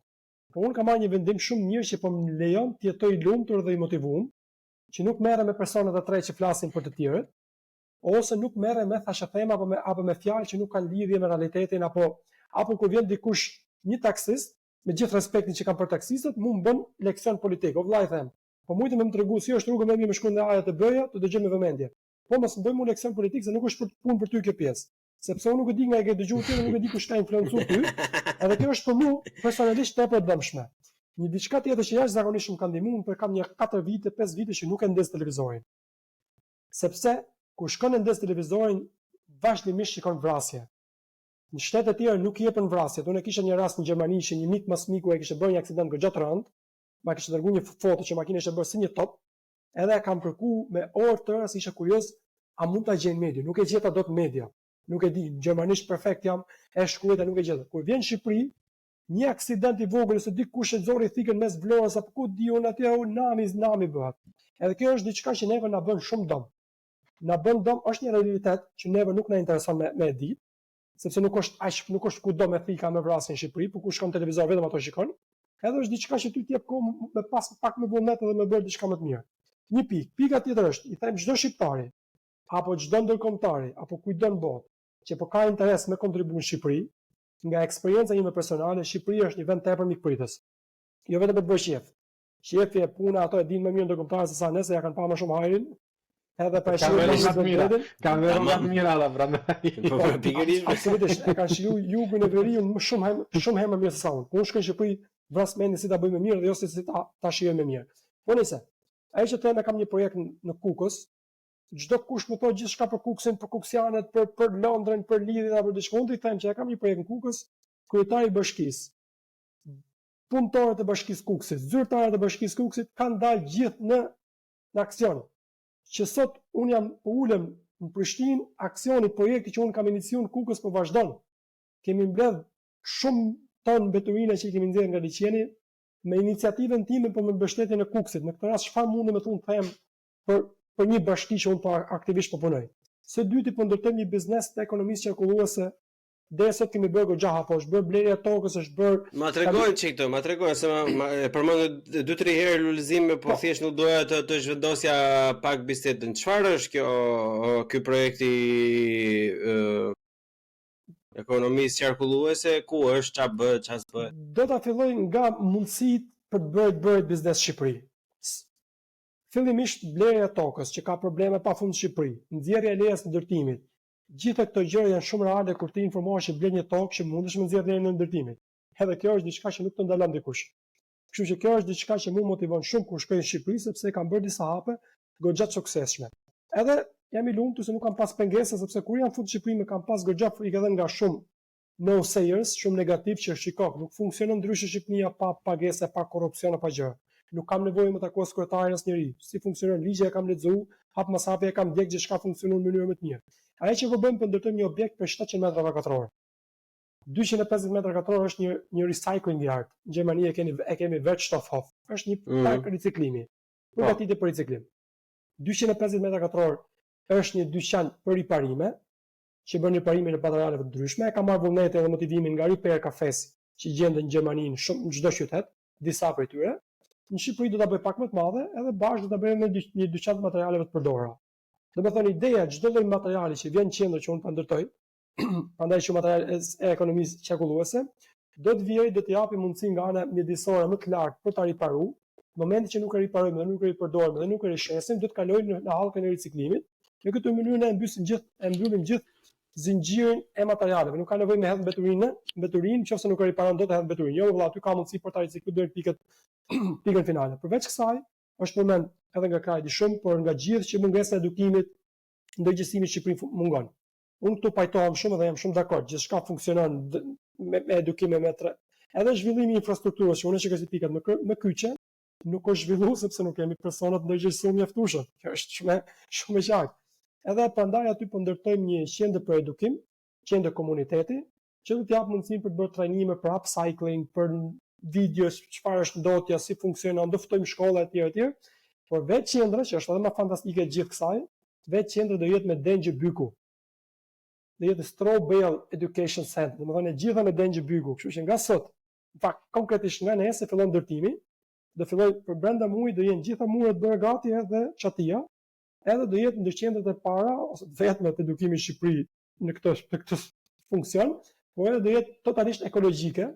Unë njëkohësisht duke bërë shaka me miqe me shokë them është një qendër biodegradueshme. Mjaft të heqësh çatin, për 6 muaj aty nuk gjen asgjë sepse është vetëm darras, edhe byk, edhe sabatimi do bëhet të gjitha me baltë dhe gëlqyer. Domethënë është totalisht produkt natyral dhe kjo është diçka që Por të bëj një pyetje ignorante unë ty.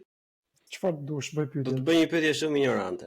Është një pyetje që vjen, pyetje si nga fundi i klasës, domethënë thonë. Mirë valla. Publiku. Tamam pyetja në publiku. Domethënë ti që e ke këtë kapacitet. Pse nuk kap një kafe në blok o buri dhe të bësh lek? Pas më pyet ku gjet e paret.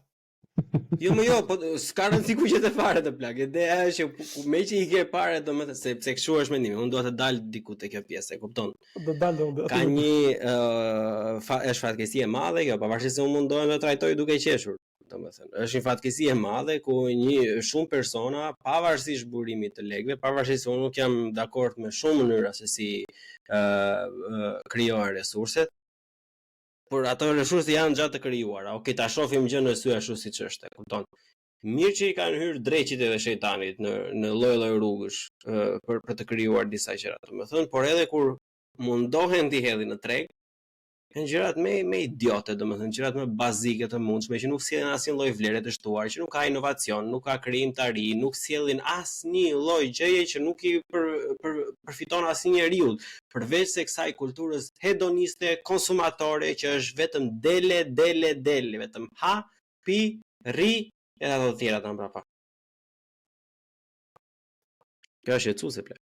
Blan ke Xhudiku, një pyetje me pyetje, ke Xhudikun në botë që një ndër biznesmenët më suksesshëm është shqiptar në Shqipëri, nuk e gju. Kjo është ajo business as usual, hajse e ka hap ky kafen ta hapi edhe unë. Por kjo është diçka edhe për të bërë para në mënyrë thjeshtë. Sigurisht, unë kam rrezikuar shumë dhe vazhdoj të rrezikoj shumë sepse ai kisha blerë një hyrje mbasi jo blok pa ty afër, ose ai kisha hap një kafe sepse investimi është goxha më madh. Është edhe shumë publik, mund të përmend edhe shuma edhe numra, nuk është problem, por mos është gjithçka përmes bankës, kështu që në mënyrë një tjetër mund të bëhet publike shumë thjesht. Kështu që, por vizioni im nuk është me bë pare. Vizioni im nuk është thjesht me bë siç e bëri shoku dhe kolegu. Unë jam një ekspert apo dhe aktivist mjedisor me fokus në ekonominë qarkulluese, edhe ja kam vendosur vetes objektiv, që shumë vetë më thonë këtë tipin e paskalon mendje se i ka fut vetes sa probleme shumë mëdha. Por mu këto probleme që unë ju kam fut po mbajnë gjallë sepse po më ushqin vizionin. Unë nuk e di se si ushqen njerëz të tjerë nëpër kafe nëpër blok. Njerëzit e tjerë nuk dinë si ushqesh ti, tu do të dalun, e kupton? Ti si në rregull, për masën is something wrong with you, domethënë, e kupton? Për masën që bën kafe, domethënë, mendojnë se ti vëlla nuk je në rregull, nëse se bën për lek. Sepse unë nuk mendoj që unë nuk jam në rregull, mbas të tjerët nuk janë në rregull për arsyen sepse unë shikoj në vende të zhvilluara. Ne shqiptarët e kemi syt nga Gjermania. Ne shqiptarët e kemi syt nga Amerika. Si u bë Shqipëria dhe Amerika duke hungur secili kush mundet më shumë edhe ta shkatrojë gjithën. Jo, u bën organizat. Në Gjermani është një ndër shtetet më të botë që mund të ketë numrin më të madh të organizatave për çdo lloj gjëje të mundshme. Gjermanët mblidhen, bëjnë për komunitetin shumë. Kur e shef një gjerman ose vjera ime që është gjermane këtë rast, kur e mbjell një lule, interesant është fakti që ajo nuk më shumë mendon se si do t'i duket komshiut lulja, se sa si do t'i duket vetë. Është reale kjo që po të them. Edhe unë këta e kam marrë sigurisht edhe pak në kulturë apo influencë nga Gjermania, edhe pak me besim atje që duhet më bërë diçka që t'i shërbej komunitetit, afatgjat që edhe unë të kem përfitimet afatgjata, se në moment që unë bëj vetëm kafe, e cigare, e drogë, ç'a më ndodh me mua nesër, kur unë bëhem prind nesër, kur unë bëhem nesër gjysh, ku do shkoj ky vend? Po kemi kaluar lulzim.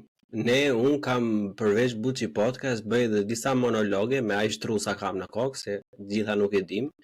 E dyti monolog që kam bërë, ajo ka qenë. Unë e kam përcaktuar shoqërinë aktuale shqiptare si një shoqëri sfungjer. Ke parasysh kur lan pjatat? E ke parasysh e treq të pjata sfungjerin, edhe në sfungjerin ngelen gjitha mbeturinat. Edhe ne kështu jemi me këtë pjesën po bën pak eko. Ne kështu jemi me këtë pjesën e kulturës perëndimore, domethënë ne marrim çdo lloj klere, kanceri, Big Brotheri, përputhen që bëhet andaj domethënë, po e kemi shumë të vështirë të marrim ato gjërat e mira, ato mbledhje, ato organizimet, e këto aktivizmat. Këto nuk i bëjmë Është më e vështirë, sepse ato përputhen edhe Big Brother edhe ato kanceret, se atë me vërtet janë kancer për shoqërinë, janë të gjitha i thrastin ndjenjës shtatëzorore nga mesi e poshtë. Këto tjera të thot lulëzimi i thrastin pak më shumë si i thon, pak më shumë cili do të jesh mendjen. Cili do të jesh edhe çfarë do të bësh. Edhe kjo ka humbur. Po lulëzimi nuk i ka as ato këpucët e bukura, as makinën e shtrenjtë, as ku diun, hapi kafe në blok. Kështu që nuk kjo është mungesa e individualitetit, po domethënë edhe çfarë shohin televizor ashtu duan të bëjnë gjithë, çfarë shohin në televizor jo se tani jemi në kohën e mediave sociale. Tani çfarë shohin në Facebook, në Instagram, në TikTok, e ku diun se çfarë. Ato duan të bëjnë. Edhe fatkeqësisht është bërë kjo modeli i antivlerave, është bërë norma, edhe është bërë ajo që duhet të jesh. Arsim, nuk ka asnjë zgjidhje të thjeshtë. Është zgjidhje e dhimbshme. Edhe është sikur sulkuqa. Është arsimi nga fillimi në fund. Zgjidhja e vetme e vlefshme është zgjidhja e gjatë, është sikur sulkuqa, po e shkurt plaka do ta hajë ujku, s'ka. Po besoj që shumica i pjesë mirë shqiptarëve pa e kuptojnë që zgjidhja afërgjatë është më e mira. Kjo duket edhe mënyra si kur flet me shumë shqiptarë. Nuk e di tani një diçka që po më bën çudi, është që nuk po përballen dot me shqiptarët që janë negativ apo që nuk predojnë Shqipërinë, apo që po flasin shumë për korrupsionin. Janë të paktë ato që po i takoj. Unë nuk e di ku janë këto shqiptarët. Kur shkojmë në fshatin tim, unë nuk i takoj se nuk pi kafe mas në fshat. Sepse pra ku që nga sekreti jot. Se nuk po kam çfarë edhe kam shumë punë që duhet mi kry. Shkoj ulem kafe rregullisht, tani shqiptarët fillimisht të mësuan, fillimisht më afroheshin, lulëzim si je, tash valla e kam pak punë edhe kur të më shikosh sot kafe, e shikoj që vetëm dora më ngrin, nuk vjen kushtet tavolina, se e din që do të pi kafe. Edhe do të punoj pak nga kafe, se më shijon. E njëjta gjë edhe me median. Kështu që unë besoj që ne pak ose do të mbyllim syt, ose ta marrim vetëm ato të mirën e shoqërisë shqiptare që është mikpritëse, që janë dashur, që janë ndihmues e tjerë. Për shembull vetë Big Brotherin kursa kam pa, edhe s'besoj që do e shikoj sepse është diçka që nuk më intereson, por nuk kam asgjë kundër nëse dikush e shikon, ama mu nuk mund të më tregu. Sepse unë i them nuk e kam pa vetë, nuk kam më tregosh.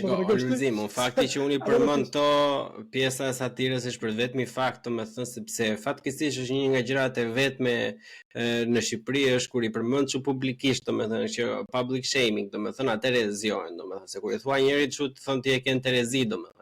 Unë nuk kam asnjë gjë kundër me asnjë njeri e burr. Nëse një njeri shikon 24 orë Big Brother, unë do i thosha, "Okay, a mund të bësh vetëm 1 orë nga këto 24 për gjërat e tjera?" Do aty fillon diçka, nuk kam asnjë gjë kundër, nuk jam unë askush, unë nuk kam as kapacitetin, as kualifikimin, asnjë gjë të i them unë tjetrit se si do ndërtoj jetën. Jo, unë mendoj që ta haj duhet të kërkoj robi diçka më shumë nga vetja. Do të them diçka se mbase Klajdi thotë diçka fal Klajdi, nëse ndërprerë do të bëj një krahasim me Gjermaninë. Ndes televizorin në Shqipëri dhe ndes në Gjermani, ku është diferenca?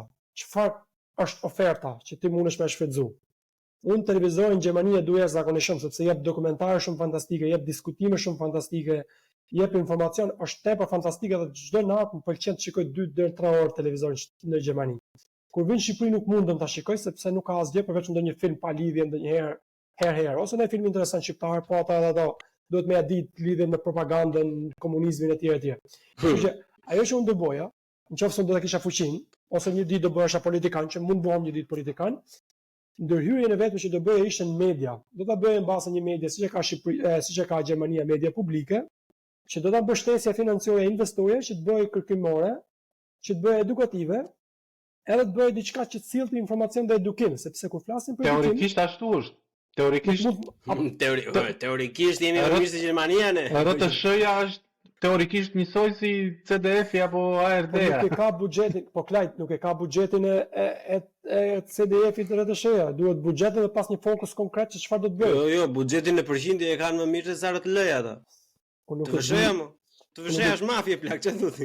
Po mirë, mafia që vjen ato çështje tjetër, po them që mafia me pas një fokus kryesor që do të bëjë diçka edukative. RTS nuk futet si për mendimin tim nuk futet tek televizionet e këqija në Shqipëri. Po nuk e di kush çai mungon. Ai mungon buxheti, ai mungon njeriu. Vizioni ai mungon. Po të gjitha së bashku. Gjithë them që televizioni shqiptar nuk po ofron as 1% të televizionit në Gjermani. Kështu që po të marrim një krahasim mes një shqiptari 50-ave dhe një gjermanit 50-ave, unë them pa pikën e shumë mendimeve që një gjerman mund të jetë 100 herë më informuar se sa një shqiptar. Po kjo vjen për shumë arsye. Kjo vjen edhe për arsyet e edukimit lidhen gjitha, por vjen arsye e edukimit përmes rrjeteve sociale që nuk i përdorin fare, gjermanët ju dini shumë mirë se sa pak Facebookun e përdorin ose sa pak postojnë.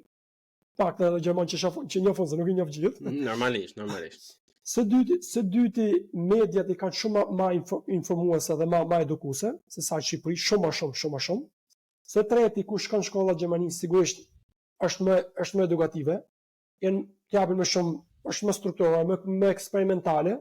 E gjitha këto pika pastaj gjermanët ku shikon vetë kanë krijuar mentalitet ku flasin shumë pak ato gjermanë që unë njoh, nuk flasin, nuk merren me thasha theme, nuk thon kurr çfarë bëri ai, nuk flasin kurr për një person që nuk është vetë aty. Flasin vetëm për evente, për fakte, për politikë, sigurisht, për shumë çka, por jo për ato që e bëri ky sepse ky më tha mua kështu. Nuk funksionon kështu. Kjo është totalisht informacion gabim që nuk të ndihmon as pak. E unë mendoj këto mendetën si shoqëri mund ta bëj pakte me njëri tjetrin. Mos ha gjëm 4 orë kafe, se po ule 4 orë kafe, edhe filozof me qenë, lodhesh duke thënë mësim. Kush do më gjoj mua 4 orë kafe të flas për ishtën. Hadi ja filloj të flasim për. Po se ule 4 orë në kafe nuk e ku thua që do iki këtu, i qiva atë më nuk bëhet tu, e kupton? Se ke atë mundsinë. Djema për ta mbyllur në një notë pozitive, secilit nga juve keni kohën sa doni diskutohet është që pyetja që unë i bëj gjithë secilit për çfarë do lloj teme që flitet. Përveç Ramës e Veliaj edhe çdo lloj mysybeti që është atje në krye. Bleoni apo Eraldo apo Aureli apo Filani Fisteku si individ normal në punën e vet. Çfarë mund të bëj një individ që sadopak le të themi të sjellë një farë lloj ndryshimi pozitiv, një lloj progresi sado të vogël. Domethënë edhe lidhur me një fjali apo fjalim mbyllës nga secili. Po e nisu. Për mendimin tim çdo njeri duhet të bëj atë që mendon që është e drejtë.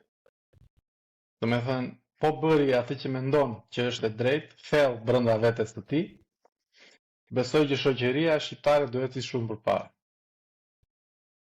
Ideja është që ne kemi kaq shumë korruptim brenda vetes edhe brenda shoqërisë, sa dhe ai që do të bëjë të drejtën nuk e bën dot.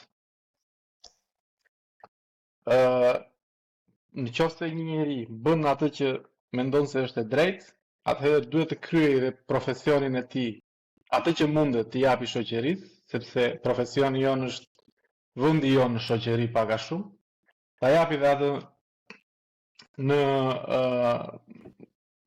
me integritet, pa u korruptuar vetë, besoj që shoqëria ecën jashtëzakonisht shumë përpara. Domethënë, e gjitha vjen nga kompasi i brendshëm. Nëse një njeri i thotë që kjo unë e quaj të drejtë dhe do ta bëj, një shoqëri është në rrugën e duhur, nëse individët mendojnë kështu. Lëvizim. Unë të them, kur nisa biznesin në Shqipëri, edhe sot që po vazhdon ndërtimi, shumë këshilla i marr ki kujdes, mos fol haptas, mos kundërshto, mos sulmo politikanët. Edhe unë kam thonë diçka, unë nuk jam kthyer në Shqipëri për të bërë armiq, edhe nëse unë do të kisha një një dështim Shqipëri do isha nëse bëj edhe vetëm një armik vetëm, sepse kjo nuk duhet të jetë as pak nuk shkoj për të bërë armiqt, përkundrazi. Kështu që i thash Shqipëria është e imja aq sa është edhe Bleonit, edhe Klajtit, edhe kryeministrit apo kryetarit e tjerë e tjerë. Kështu që ato nuk munden mund të marrin Shqipërinë. Ato kanë tani pak më shumë pushtet se sa unë. Mund bëjnë shumë këqija, mund vinë të ma mbyllin biznesin nesër, mund ma gjobisin 4 herë rresht, unë falimentoj. Shumë e thjesht, ato e dinë shumë mirë, por diçka nuk do të më marrin dot kurrë. Shpresën edhe shpirtin nuk më marrin dot. Kështu që unë me këto vullnet do të vazhdoj, edhe i them çdo kujt, nuk ka nevojë me shku me bë armikun me askënd, por besimin e plot duhet me pas, me bërë gjëra siç është në rregull për ta bërë, edhe me ec përpara. S'kan ç'a bëjnë më shumë. Prandaj unë mendoj që kjo është diçka që bën krenar afatgjat, edhe bën krenar dhe njerëzit që kanë rreth e qark, sepse nuk mund të jesh krenar edhe ato që i shkën brapa aty hajdutit apo aty korruptumit që i ka 1 milion e 2 milion, ato i shkën përpara. Mua ato që më vjen brapa ato pak apo shumë sa janë, çdo ditë më shumë po bëhen, më vjen sepse kanë besim që unë i ofroj diçka më të mirë se sa një politikan, sepse e kam sinqerisht për të bërë një Shqipëri më të mirë, edhe aq sa mundësi po kam, po kontribuoj dhe unë e di që shumë prej tyre, edhe shumë herë po dëgjoj her pas here që Lulzim pse s'bëhesh ti kryetar komune, në këtë rast kryetar bashkie, apo pse nuk i futesh ti politikë, sepse ti kur po bën kaq shumë e kaq pak, imagjino çfarë mund të bësh kur ke më shumë. Por kjo është për të ardhmen për të parë, nuk i them jo, por për momentin aq sa kemi do ta bëjmë me sinqeritetin më të madh dhe me besim dhe me vizion për të bërë Shqipërinë më të mirë. E ky vizion deri sot s'm ka zhgënjy me çdo kënd që kam fol, edhe ai që mund të ketë qenë kokra kriminalit apo e të korruptumit, kur e ka parë që unë e kam sinqerisht për të bërë një punë të mirë, ma ka hap derën, ma ka hap rrugën, ma ka hap telefonin, e ka thonë vazhdo, të ecë mbar suksese. Tani sigurisht nuk presim nga nivelet e larta vetëm një fjalë suksese, presim më shumë mbështetje, por paktën nuk më kanë hap probleme. Aty fillon gjithçka. Me brada dashur miq, domethënë unë pas slajdin, po. Edhe një çështje të shkurtër, të më falësh që ndërprerja. Asnjë. Ne këtu vim edhe si përfaqësues të diasporës për Shqipërinë e Lirë. Domethënë vim edhe si përfaqësues të diasporës. Edhe siç e ke diskutuar me Florin, për realitetin shqiptar, mendoj që çështja e votës së diasporës është vendimtare. Domethënë Shqipëria do ecte shumë më përpara, domethënë se ti jeton vetë jashtë, e kupton, domethënë e shikon ndryshimin e mentalitetit, e shikon ndryshimin e mentalitetit jo, po ndryshimin e perceptimit, domethënë si e percepton përditshmërinë dikush këtu dhe si e percepton përditshmërinë dikush atje. Besoj dhe vota e diasporës është frym shpresë, domethënë për Shqipërinë. Nuk është vetëm në aspektin kushtetues që thonë është e drejtë kushtetuese, është dhe ajo të gjitha, po vota e diasporës për mendimin tim është frym shpresë për të gjitha, është frym shpresë në ekonomi, frym shpresë në arsim, është frym shpresë në shëndetësi, duke qenë se diaspora ka vetëm në kohët e fundit duke di se sa mjek kanë ikur. Dhe është frym shpresë për të gjithë shoqërinë sepse mund të sjellë ndryshim. Gjeta rast domethënë edhe një herë që ta cek këtë çështje sepse na përket të gjithëve, sidomos neve të diasporës, ne që kemi ikur dhe 10-15 vitet e fundit le të themi, kemi shumë lidhje me vendin ton, edhe për ne është çështje shumë e rëndësishme. Shpresojmë që miku im të falenderoj përzemërsisht që e përmende. Unë personalisht jo më kot jam një ndër bashkënismëtarët dhe organizatorët hashtagut dua të votoj 2025 bashkë me Arildën, Arbin, Arianin edhe Albionin, sepse ne besojmë dhe jemi goxha falenderues për diasporën, për Shqipërinë e Lirë, por edhe shumë instanca të tjera që na kanë mbështetur në këtë lëvizjen tonë sado të vogël apo të madhe. Unë thjesht nuk e përmenda, domethënë se më duket sikur i bezdis ndonjëherë njerëzit kur flas për këto gjëra, po unë vërtet e besoj që ajo është një vlerë e shtuar. Prandaj e marr kohën nga jeta ime personale duke sakrifikuar shumë qefe dhe shumë relakse që mund të kaloja dhe duke u marrë me gjëra të tilla, me postime, me montazhe, me video, me këtë që mund të bëj unë. Se gjithë secili bën atë që ka në dorë, po kemi edhe njerëz si Arbri dhe Arila për shembull që zhvaten në çdo lloj stadiumi ku Rama mbledh të gjithë zagarët e tij. për t'i trumpetuar nga pas dhe prap ja kanë dalë, domethënë që të bëhen lajm që të tërheqin vëmendje dhe i falenderojmë publikisht dhe kanë mbështetjen time të paluhatur në asnjë lloj momenti, po siç e the ti dhe siç e kuptova unë mbështetjen e shumë personave të tjerë që janë në diasporë, ne jemi aty, mbase ka njerëz që nuk duhet ta dinë më për Shqipërinë, po për aq kohë sa do ketë edhe një si puna ime apo si Klajdi apo si Lulzimi që janë të interesuar për gjithçka, ajo e drejtë kushtetuese duhet të bëhet sa më përpara. Edhe për fjalën time mbyllse, unë se dia, ju miq të dashur, keni dëgjuar podcastin me qindra herë tashmë, se ky është podcasti 120, nëse nuk gabojmë, nuk e di, se mbaj më të mirë tani. Pa folur asnjëherë më përpara, edhe Klajdi edhe Lulzimi pak a shumë thanë të njëjtën gjë që unë e trumpetoj gjatë gjithë kohës që më ka vajtur kjo këtu, më ka vajtur që shtohen shqiptarët gjithçka nis nga përgjegjësia vetjake, duke bërë krevatin në mëngjes, vë shtëpinë në rregull, lagjen, qytetin, shtetin, kombin, rajonin etj. Duke qenë një njeri i mirë për veten tënde, ke aftësinë dhe qetësinë psikologjike që të bësh diçka për shoqërinë, nëse nuk je i kënaqur nga vetvetja, nëse akoma vazhdon të mendosh çfarë më ka dhënë mua Shqipëria në vend që të thosh se do të japun Shqipërisë, është e vështirë që të ndërmarrësh diçka. Normalisht do të mungojë dhe idet, por më kryesore do të mungojë dëshira, sepse ti akoma nuk e ke gjetur vetveten. Pra unë juftoj përzemërsisht të gjeni vetveten një herë, rehatoni veten tuaj, ti je një njeri i mirë, mund t'ja dalësh. Dhe në momentin e parë që ndjesh i rehatshëm me veten tënde, të ftoj të japësh diçka nga të gjitha të mirat që të rrethojnë. Ky podcast normalisht ka dalë në Patreon përpara, ku juve mund të bëheni pjesë. Sa përtoj ta bëj të reklamën e kam akoma me siklet, pas 100 ca episodeve akoma e kam siklet të bëj reklamë për podcastin.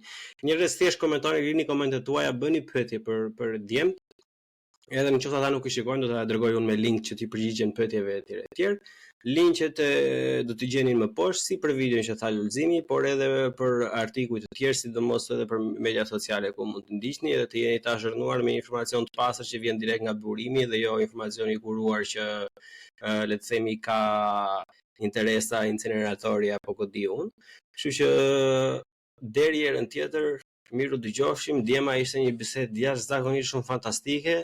Ishte ashtu siç e prisja, ju falenderoj përzemërsisht, ju falenderoj që nga jetët tuaja kaq shumë të larmishme dhe të ngarkuara e gjetët dhe vendoset të harxhonit kohë sot për të biseduar për këtë temë në Buçi Podcast.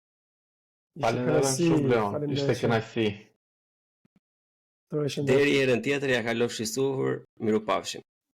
Buçim në bu, CH, CHI. Bu, CHI podcast.